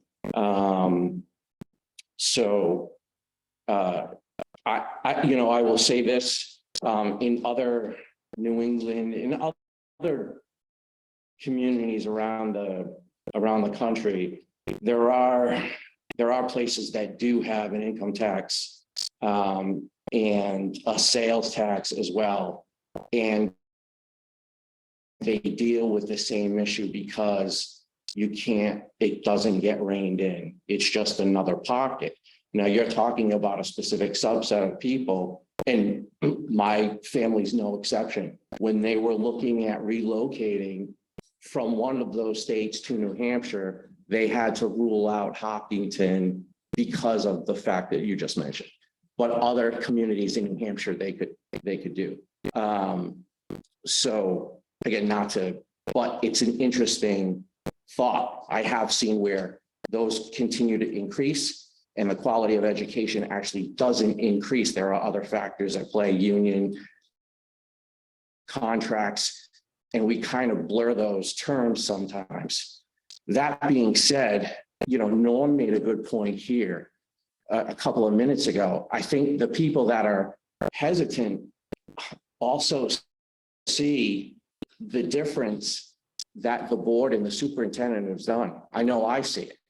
I see the difference in how things have been presented, and really what, in my apparent, the sense, the change, with the superintendent and kind of the board turnover is certain things are clearer, and I feel like things have been adjusted, and that's not going to happen overnight, right? But you can see the attempts, and I think as a community, even the people that may be hesitant are thankful for that and see that long-term goal. And just that being said, we're at a situation where we feel like it may not be sustainable. And I'll leave with this. Mark and Rich asked this question, what are you okay with? And I think it's a great question. What are you okay with the budget? What doesn't get asked is how many people are we okay with leaving because they can't afford it or losing their homes? And it sounds like, well, that's panic talk. Well, it may really not be. You look at the indicators now. And I know that you're aware of that. And I say that with mind that some people can, and a lot of people in the town can weather that. But how many people are we okay with not being able to weather that? I don't know the answer, but I have talked to people directly that have moved out this year. They can't afford, and their words were they can't afford any more increases. And I had a question for Ken, and I completely forgot after that rant. So I have to come back next week. Yes, I'll have to come back next week. So thanks, everyone. I know it's really late, but appreciate letting me get that in. I see your hand up, Rita, but I wanted, since you've already spoken a couple of times, I just want to see if there's anybody else who, okay? All right. Rita, yeah, we've got an additional point to make. We're bringing you over right now. Point, I have a question, and I was just looking at my notes about. Hi, it's Rita Blanchard, Barton Corner Road. I don't have a point to make, I have a question. Somebody had mentioned earlier about people not being able to pay their taxes. And the comment was that, well, even if it's in foreclosure or bankruptcy, rather, I'm sorry, the taxes are still paid because it's a mortgage. I don't have a mortgage. But I can pay my taxes.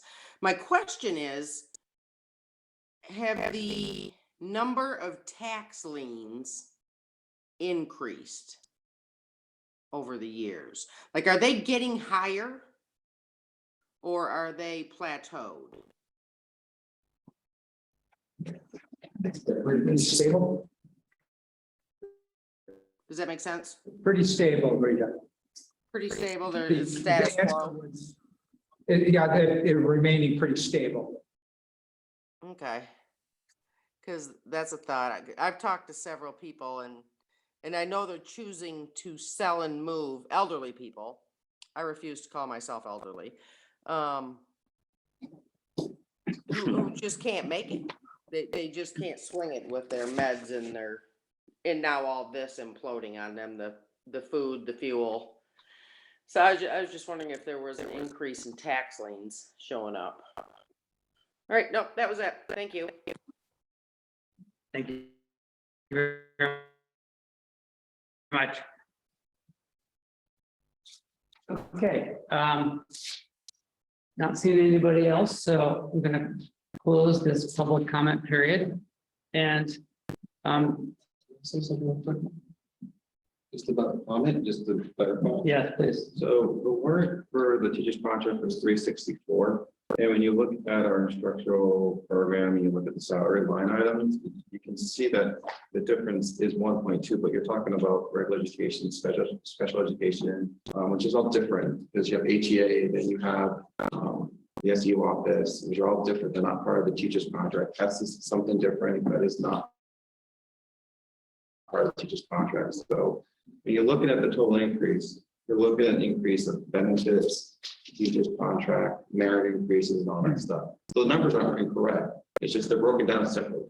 Contracts are tied to HEA. That says its own one. That's why you see it. That's why you might be a little confused on breaking down of the total increase salaries and all that. Okay.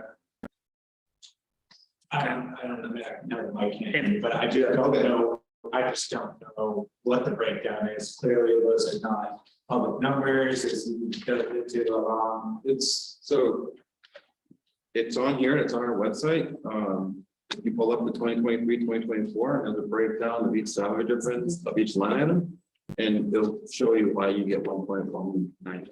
So how close to that 350 or 370 number was the actual increase for this year? From the warrant? Yeah. So the difference is about 100 and something thousand, but that's because there's longevity and there's other additional things and hiring and all that makes it fluctuate. Some fluctuations, fine. I'm just saying, but it's not $600,000 like you said here.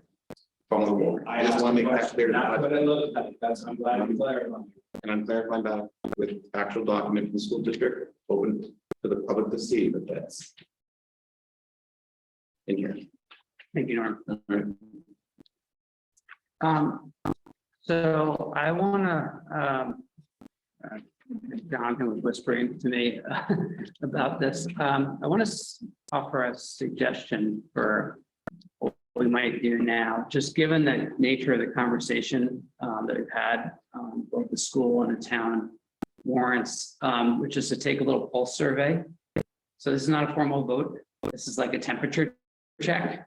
And the reason I think we should do that is so that our representatives to those bodies have a sense of where the budget committee is leaning overall on each of these proposed warrants.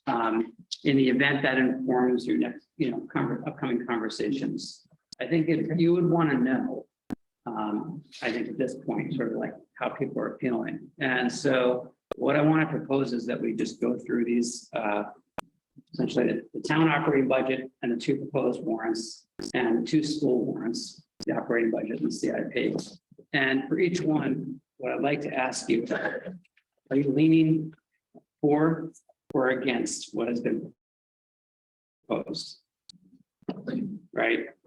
It's not a hard yes, it's not a hard no, you can change your mind, just let's take a temperature check right now so that these guys can tell if they might have some more work to do. Does that sound, is that clear? And we're not going to take like a formal roll call vote. We're going to do a little hand raising here. Okay. So, are you okay with that, Ken? Yeah. And Norm? Yeah. Just for the note taking, so if we do the hand raising. We can just get a number. Yeah. We can just get a number because it's not a formal vote. There's no formal motion on the table. No formal vertigo. It's going to be like 7-3, 5-5, whatever it is. Thank you for clarification. Is this just an up or down, or do we sort of This is quantify why we're doing what we're doing? Yeah, we can have some discussion. Would you prefer to talk before or after each vote? Well, I think if you go around each person, you've got, it's either up or down, if we do it simple, dirty way, or you can sort of qualify why you're going in that direction, but that could take another hour. Yeah, I'm reluctant to have everybody make a statement about every vote. So I think what I would like to do is take the vote, and then if you have a comment that you want to offer about why you voted the way, why your temperature is where it is right now, you can offer it. Less than 25 words. 10. Unless Rich has some of his bread hidden someplace. No, he doesn't. I know. I can bring some, but Public hearing. I'm getting hanged. Is that okay, Don? Sure. Okay. What the ground rules were. Well, I'm making them up as we go. Okay, so let's start with the town. And so we're going to do 3 of them, right? Town operating budget, Briar Hill Road bond, Lagoon bond. So start with the town operating budget, which Ken has told us is a plus 46 cents on the tax rate. But that's, yeah, total. I wouldn't call it operating budget, I'd say bottom line. It includes, what have been CIP, let's say. Okay. Thank you. Town budget. The town budget, thank you. So if you are leaning for, raise your hand. If you are leaning against, I think that was everybody, but if you are leaning against, raise your hand. Okay, so you got that feedback.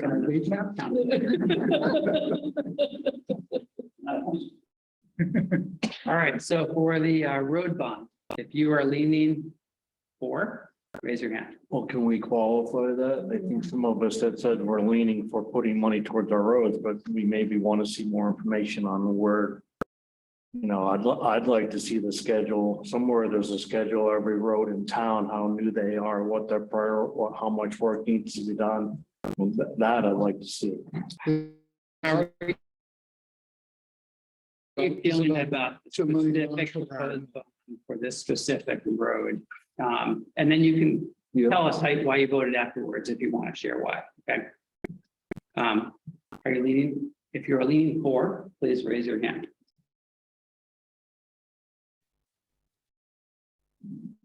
Okay, if you are leaning against, please raise your hand.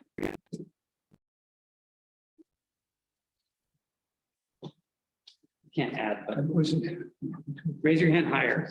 You're leaning against. I did You're not leaning vote. against. That's- Okay, you can abstain. All right. Four. Yeah. You did. He was abstaining. Okay. So Voted present.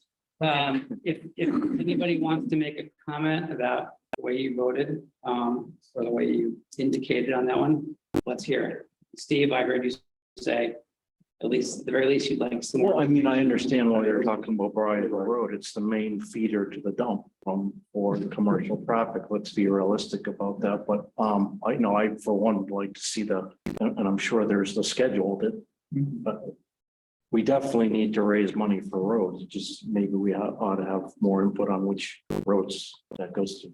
Thank you. Does anyone else want to explain? Yeah, I'm with him.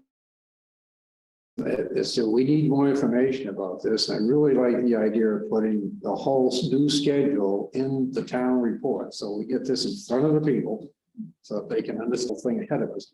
But as I think about this, if we have, I'm good for $2 million, but I'm not sure it should go specifically to doing 2/3 of Briar Hill Road. The improvements that Dan made in spreading the asphalt that he did in a number of really bad situations made them as good as they need to be for a year or two or whatever.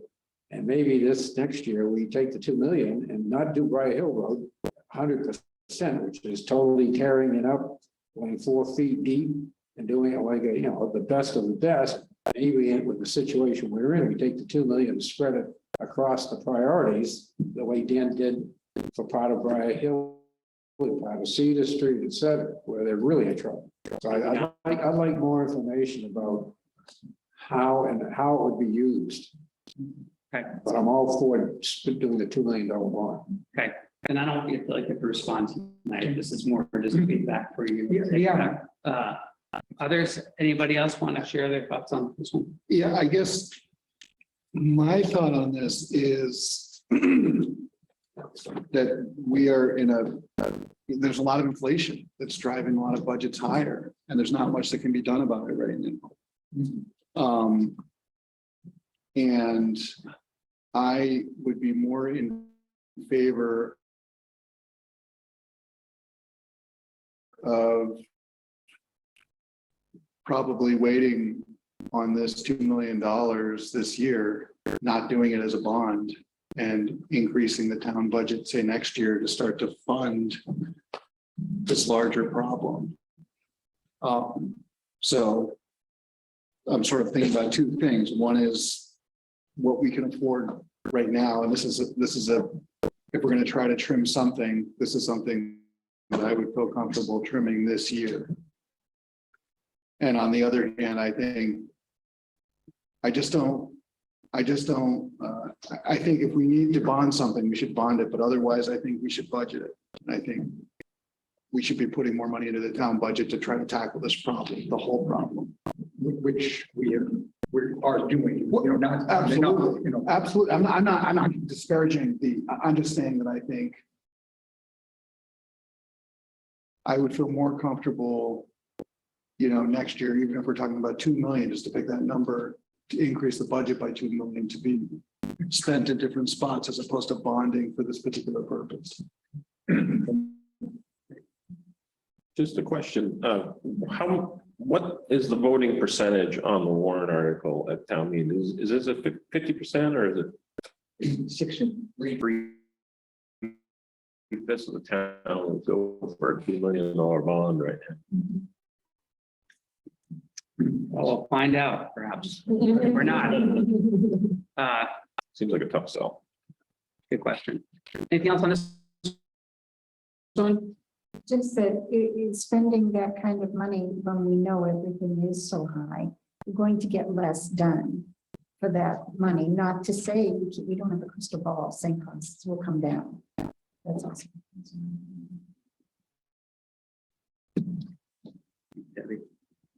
Okay, so we're now gonna take our temperature on the lagoon cleanup.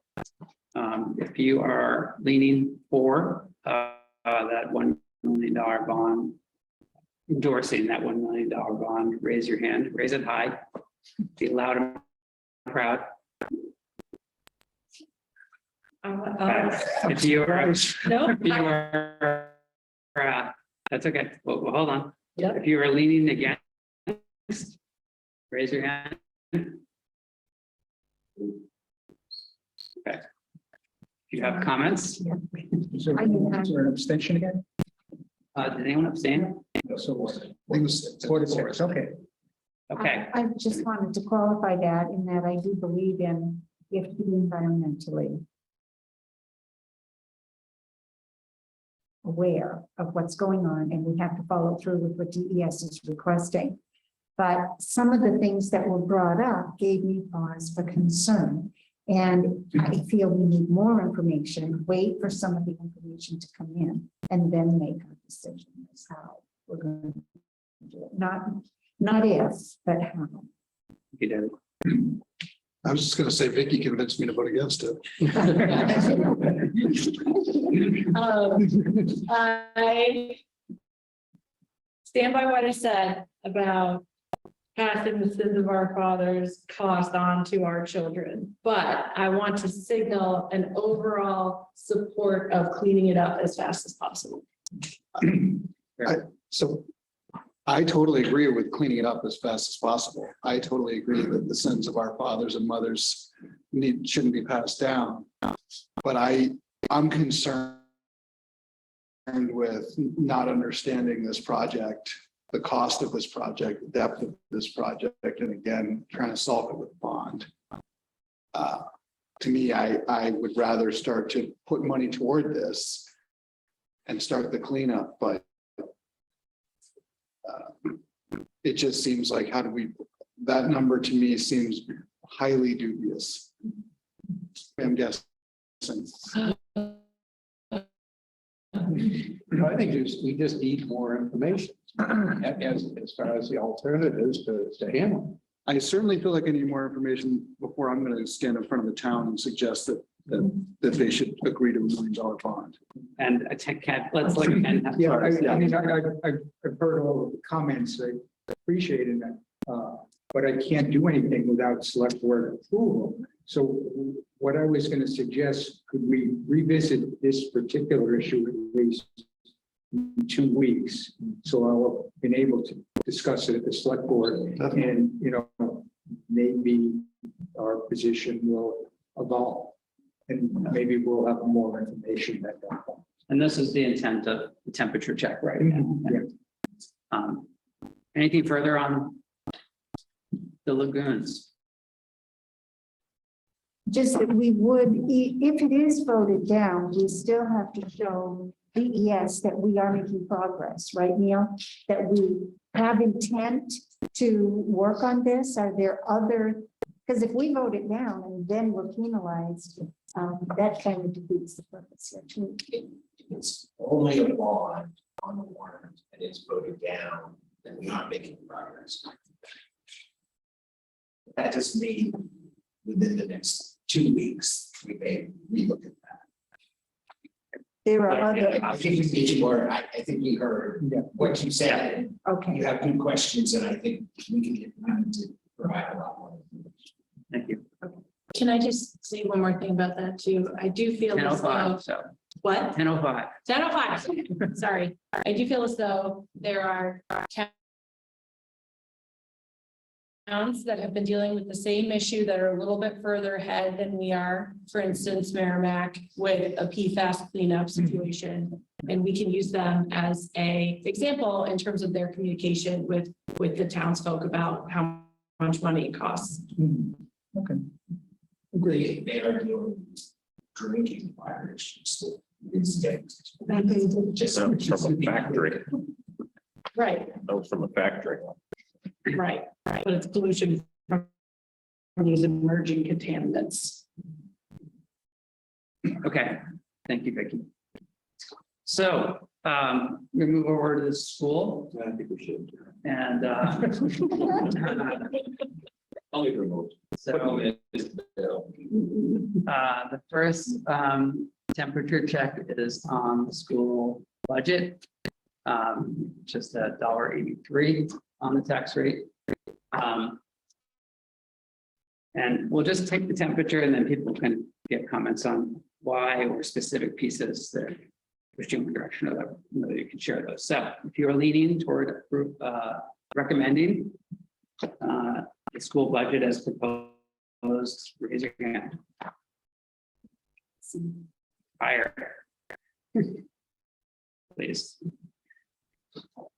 Okay, if you are leaning towards not recommending the school budget as proposed, raise your hand.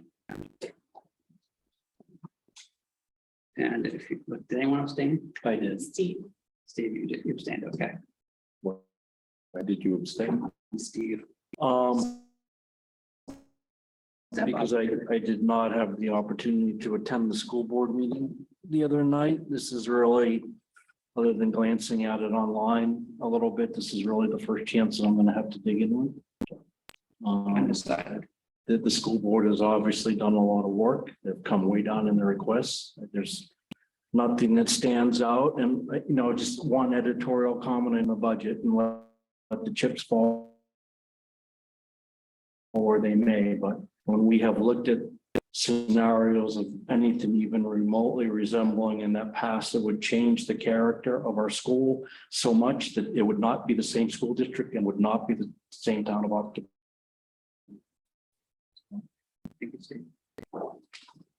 Other comments? Yeah, Debbie? I would. I'd like to qualify mine in that I agree. They have worked really hard, and I did listen to the school board meeting from beginning to end, actually. And there were a few things that were mentioned that I felt at least one of the school board, a couple members felt that there was possibly some room to take another look. And this is kind of in my mind. And I think they have done an excellent job, and I love following it. And I agree with many of the changes that they have made. But I would like, considering everything else that is going on and the way the town is looking at a few things, to have the school, I would feel better if they went back after this meeting, took another look, and talked it over again with each other, because I just think that some things were mentioned, and it's possible that they could be looked at again. And then, yeah, it was, I think it was Jim, and he had mentioned possibly bringing down the budget by, I don't know where it was coming from though, Nora. Was it the fund, 200 and? Yes, so there was a Thousand. motion for 200,000 that failed, Yeah. and there was no clear instruction to the board where that was coming from, and then they supported our budget. Yes, he did. Yeah. The discussion, I felt more on the board when we were doing this was the maintenance trust, in which we had talked quite a bit, that Don brought up. And I can honestly say of all the warrants, that's the one I'm really hoping that we can make an amendment. That's just me talking, that there's so many chips to fall. I mean, we are only we're January, and we have from January to June. I wish our town meeting was in June, because then I'd have a clearer picture of what I'm going to have to help the tax rate. But when I look at the beginning process of the budget, we were at 280. And I'm hearing from people saying, go back, look. We can send that. I can send that message to them. But when you look at where we are with changes of bus transportation, other things, it comes down to that's where it is. In years of being in Hopkinton, one thing has been mentioned multiple times is sports, and do you weigh sports or instruction? There's so many ways in the budget where you can look at that. You can say to the taxpayer, this is going to happen, and the taxpayer can vote the vote and all that. There's a lot of missing elements. There's a lot of different parts in this budget that we can make an adjustment, but it's going to make one person be like, well, that's not the one I want to cut. And it's hard. No one's going to be happy. And, I'm going to say it a million times. I really hope the state improves its funding. And I know people that are tired of me saying it, but I'm going to say it again. And that is true. That is true. That's what. Can I just, I want to make sure that other people are. Comments. Other comments, Don? Yeah, I'm basically for it, but I would also like to see them really try to looking at the two areas areas that I think they can do it is in the Article 3 for the CIP. Can we listed all the nice stuff that all the good stuff that's in that. And then the facilities budget, which is really long in detail, has an increase of 217, and most of that is electricity. That's another 207 17, between those two, it's $500,000. Can you get something out of that, out of those two numbers? Thank you for being specific, Don. That's great. Other comments? One more to. I'm generally in favor of the budget because most of the things are, pretty tight and justifiable. However, what concerns me is the propensity to continue to hire extra people. And as we've just discovered tonight, we now have a full-time athletic director.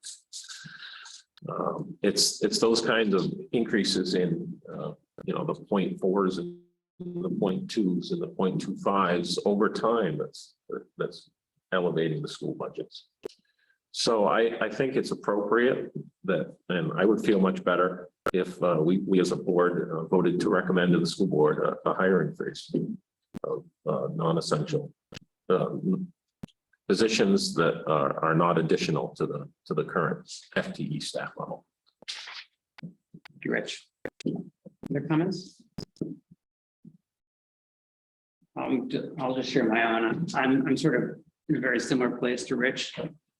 I'm almost at the support. And I think my hang up is, I think the school board has done a great job, and I think Mike's done a great job, and I really like the vision Mike has and the actions he's taken, including around his level of staffing approach. And I really struggle with the overall personnel costs in the school because it just feels like a tough thing for the town to continue to fund. And so I'm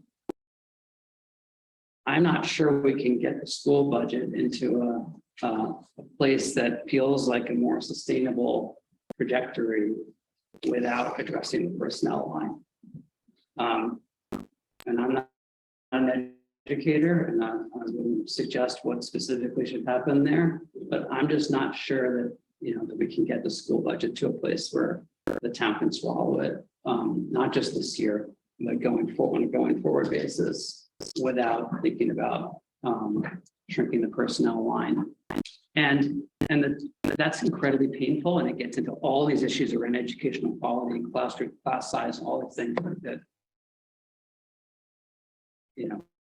like the concept. I totally support the approach the school is taking, and I think it's reasonable what the board's proposing.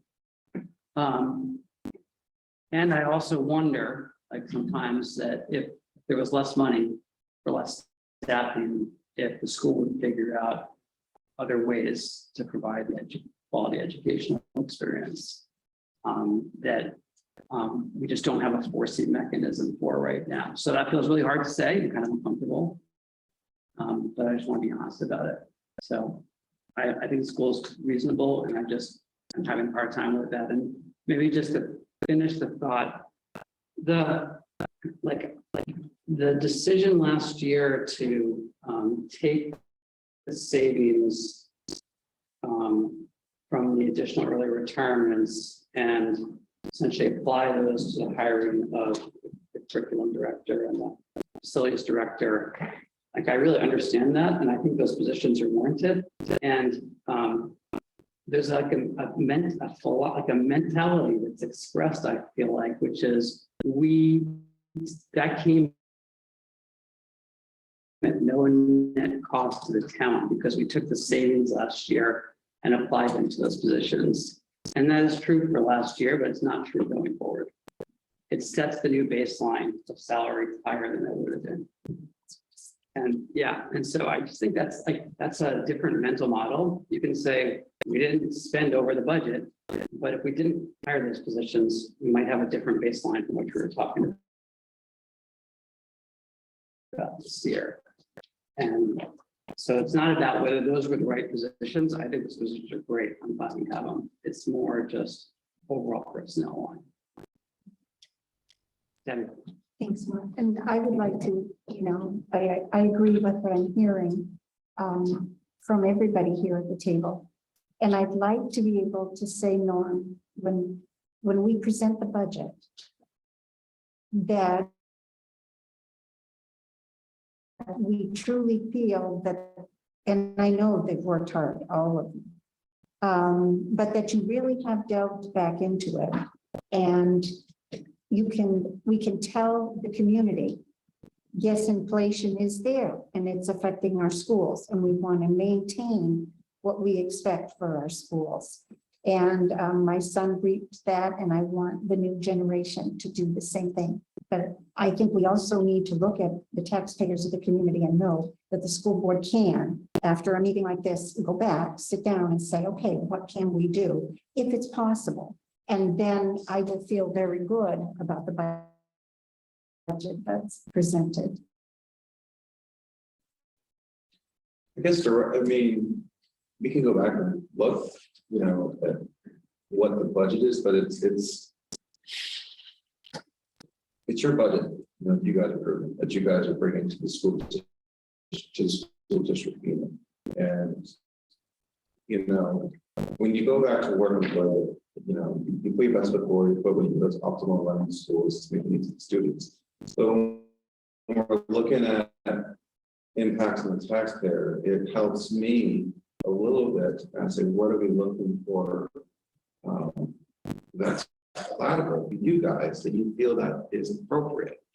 And that's the question. We're at 183.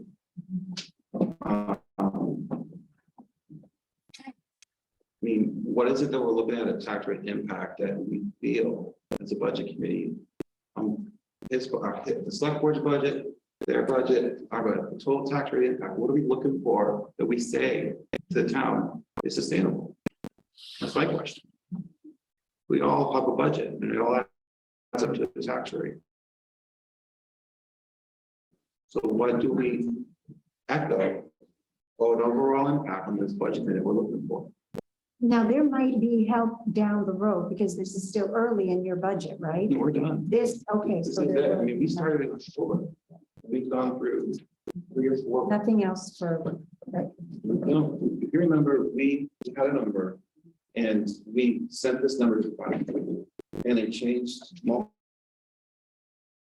They used the button, they looked at special ed, they did everything that was asked. They found $400,000 in the state. When we look at the one page Rob presented to us, it's all driving factors that's beyond out of our control. Right. And when you look at the all in, for just the operating budget, 183. So I'm asking the budget committee, what is appropriate?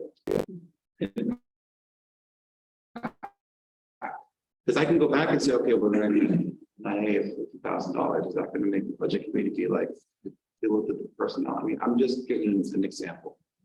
A question, the 3 people that are retiring. I don't know anything about that because I haven't got it to. Or no, theoretically, could we leave those positions open?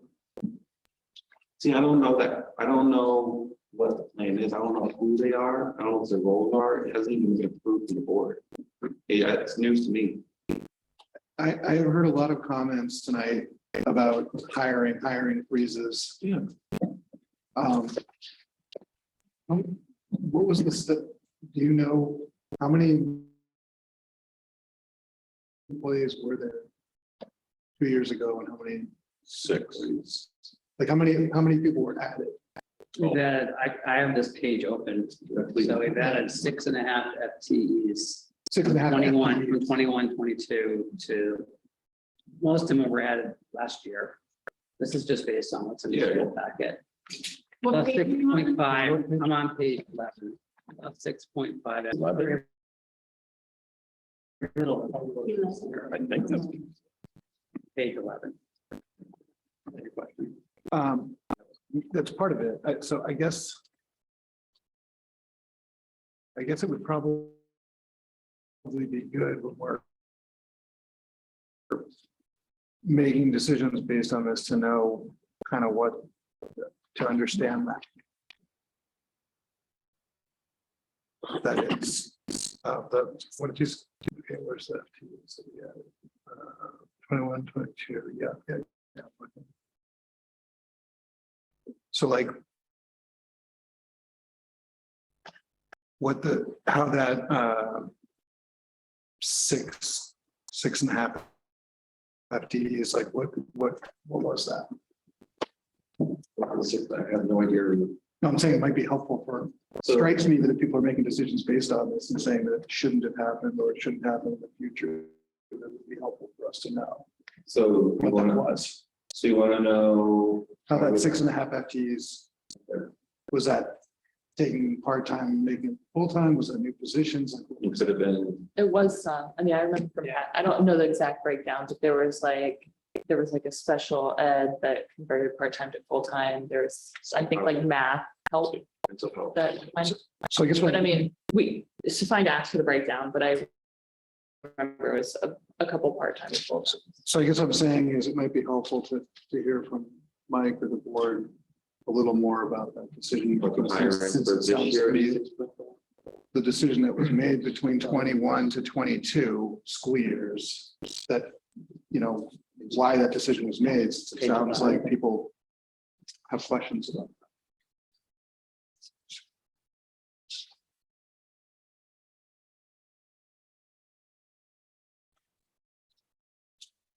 Page 11. I don't know that this is something you're gonna be able to answer off the cuff. Yeah, It might be no. information that would be helpful for us to understand, is my suggestion. Okay, so ask why the change in hiring changed from 2021, 2022 to 2023. You know, helpful specifically, what What were they and why? Because if we're gonna make a recommendation as to a budget based on saying that either that shouldn't have happened or it shouldn't happen again, we probably ought to understand it. Well, we're looking at the same number. The net is only a half of that. No, he's going back a year. So I'm looking at the net, it looks like it's about 6.4. 6.4. 6.36. There's a comment about what would be a fair, for the record, I agree with everything everyone said about the great process this year. And all of the moves being, I don't have to echo that again. But I do think I'm leaning towards supporting the budget norms. I think that the school board and the staff have done an incredible job.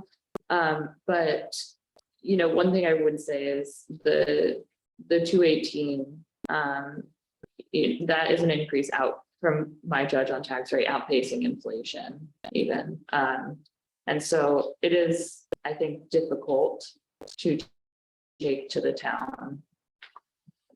Go ahead. The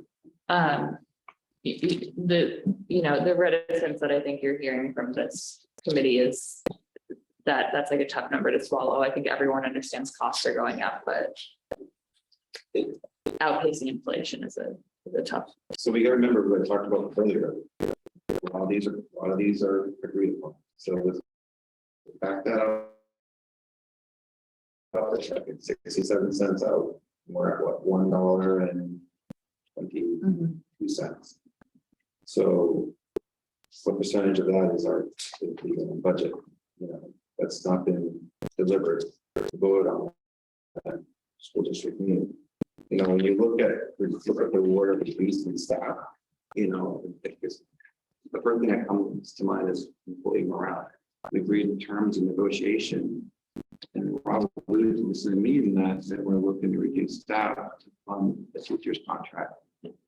And how is that employee morale in our school district and for retention of people who want to come here? That's how we're going to operate based on making an agreement. Sure, and I want to be clear, I'm not saying I'm in favor of reducing staff, but I think some of the other, like, a recommendation on the hiring freeze, not reducing, just not hiring right now. Or other areas, so So if there's a one-on-one that's required by state, you have to hire needs of that student, right? Yeah. I mean, these are, I understand the hiring freeze of new positions. Right. I said that does hiring freeze, it does not include an IEP. I'll just say, I mean, I'm in support of the budget. But but to the point, when you look at the sort of increase based on salaries and benefits, right? Like, yes, the town voted on the contract, but the net has to do with how many employees we're providing salary and benefits to. So it isn't totally set. The town didn't totally say, this is how much money we want to spend. They said that this is what we think is fair wages for our employees, and I completely support that. They didn't get increases the year before, and I was happily voting for that at town meeting and supporting it as a committee member. But to the point that I'm hearing, for me anyway, it would be helpful to understand if we added people in lean times, why that was done. You're asking about why the jump from 21 to 22, that's 6.5. So you want to know why we added those persons? Yeah. Yep. Mr. Chairman. I know it's close, but you're talking about hiring. And this year, aren't they taking an athletic coach and making it full-time? So should that also be considered not to be full-time this year? What I heard, I think what I heard Mike He was say teaching, is that he was working. That's not a net increase in FTEs there. They're just converting somebody who had their time split to full-time athletic director, but not backfilling with additional hiring there. So I didn't hear it as an increase in FTEs, but There's no So the teacher, who's also a teacher, so that position is not filled, or Somebody else took. sounds like you said they were gonna meet somebody the else needs. Yeah. Took over that part of his teaching that is already on staff. may not address. Can you tell us your name and address? Lisa, and I'm going to Birmingham. I'd like to make sure I understand the conversation about hiring freeze. I would be in favor of, if they come to that, to not adding any more numbers. But if somebody retires, they're still able to replace that. Right. Because that could be, really, you can't do it. You want to lose your biology teacher and then not have a biology teacher. That was not my intention. I know, but I just want to make sure it's clear. It was not clear to me. Further comments or suggestions? And Norm, I know you asked a question about what would be palatable to the committee. I'm not sure you're gonna get a clear answer. No, I mean, I just think it's a hard one I think what you're hearing is some people on the committee a bunch of people leaning in favor of what's presented, and then there's some who are leaning in a direction and close. With some angst about some of this, and you're getting some specific feedback on key parts of it that the school board. Yeah, I mean, I have no problem bringing it to the school board and having that discussion.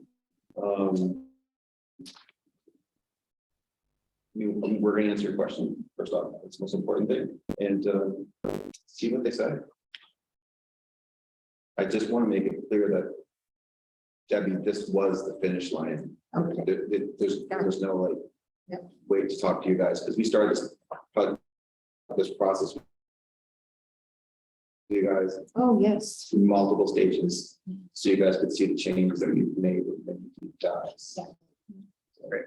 Perfect. So I also want to take a pulse vote on this, on the article for maintenance trust, right? Yeah. That's the second article, the 275.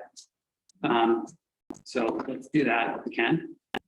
And so if you are leaning in favor of the $275,000 warrant article on the maintenance trust, raise your hand. 5. Okay, if you are leaning against, raise your hand.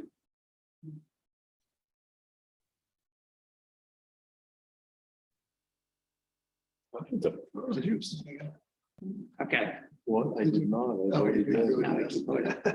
Okay, so you've got a split crew right now, Norm. For folks want to, Don, you already shared some comments on that. Anybody else want to share comments about where your head is at now? I'll just say briefly that I support it just because philosophically, we've spent so much time talking about not going to bonds and trying to like fund and plan and have it be into that CIP, but that I think reflects the times we're in. So that's why we know that we have the boiler. We know that we have all kinds of things that are going to have to be done. So, so that's my thinking about it. And mine was hearing the actual discussion right there tonight of what was ready to fail. And I would say that having good quality facilities, furnaces that are up to snuff, air handling systems that are up to snuff and not causing kids to get, asthma. Those are true needs. Whereas, adding a position for an elective is not a true need. So Norma, I would vote in favor of this at a slightly lower level. For me, it's about giving a little bit of haircut. I'd rather not vote against this number and get it to zero, rather than for something that's a little lower. That'd be my preference. Your choice of words were exactly, but we didn't have the option of saying that, right? That's what I'm looking for. In that 500,000, find something. And your 500 is the operating increase plus the CIP. So we're getting the 500. Yeah. So you're taking that 275, Don, and you're taking the facilities budget? Correct. Okay, thanks. I would agree with those. Any other comments for?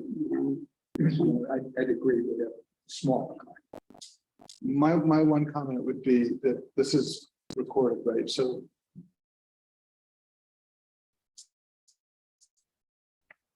I think it's good. I think you do a good job taking the information back and forth, but to Mr. Coates' point, I think it would be good for school board members and Mr. Flynn to review the recording and hear what's been said, because I think it's valuable in this discussion, which is to say nothing about your ability to report, but I think it could be helpful.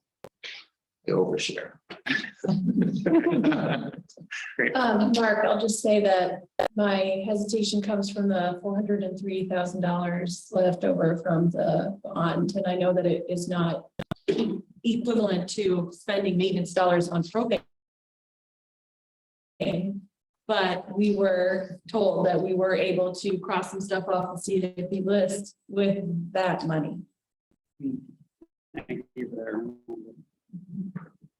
Okay. Thanks, everybody. A long meeting. So I have two other quick orders of business. Hopefully, the first is I sent you a draft of the Budget Committee's annual report to the town. They're really just like a lot of it's carried forward, but there were three things that were like I tried to highlight to see if driving the budgets. First was around inflation.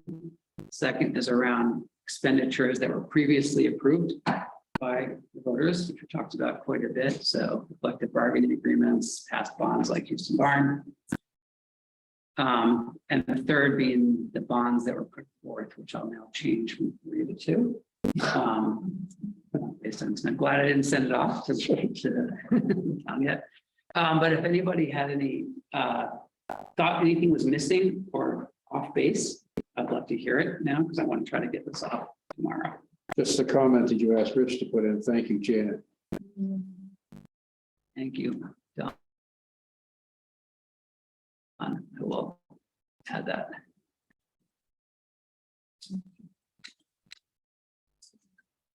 Okay. Anything else on that? Just thank you for doing it. Yeah. Good job. Okay, so the last order of business, I want to just ask about our remaining schedule here. We've got a meeting on the books next week, and we had a tentative meeting on the books for the 25th. We can keep that schedule, but we know we won't be able to hear anything different from town next week. Certainly can talk about the school more. Norm, when is your next school board meeting? Tuesday. Okay. it would be an opportunity. I encourage you guys Yes, it is. in person. Another option would be to just meet on the 25th. I think we're going to have to meet on the 25th either way, to see if there's any adjustments on the town side of things. So I guess I just would love to hear your pleasure as a committee. That sounds good. I think this meeting is about as long as two meetings, so. Give us a little more time to do. Okay. Not hearing any, Mike, is there any objection to canceling next week and just reconvening on the 25th? Okay, then that is what we will do. And is there any other business tonight? No. To adjourn. All right. Second. All in favor? Aye. Aye. Thank you.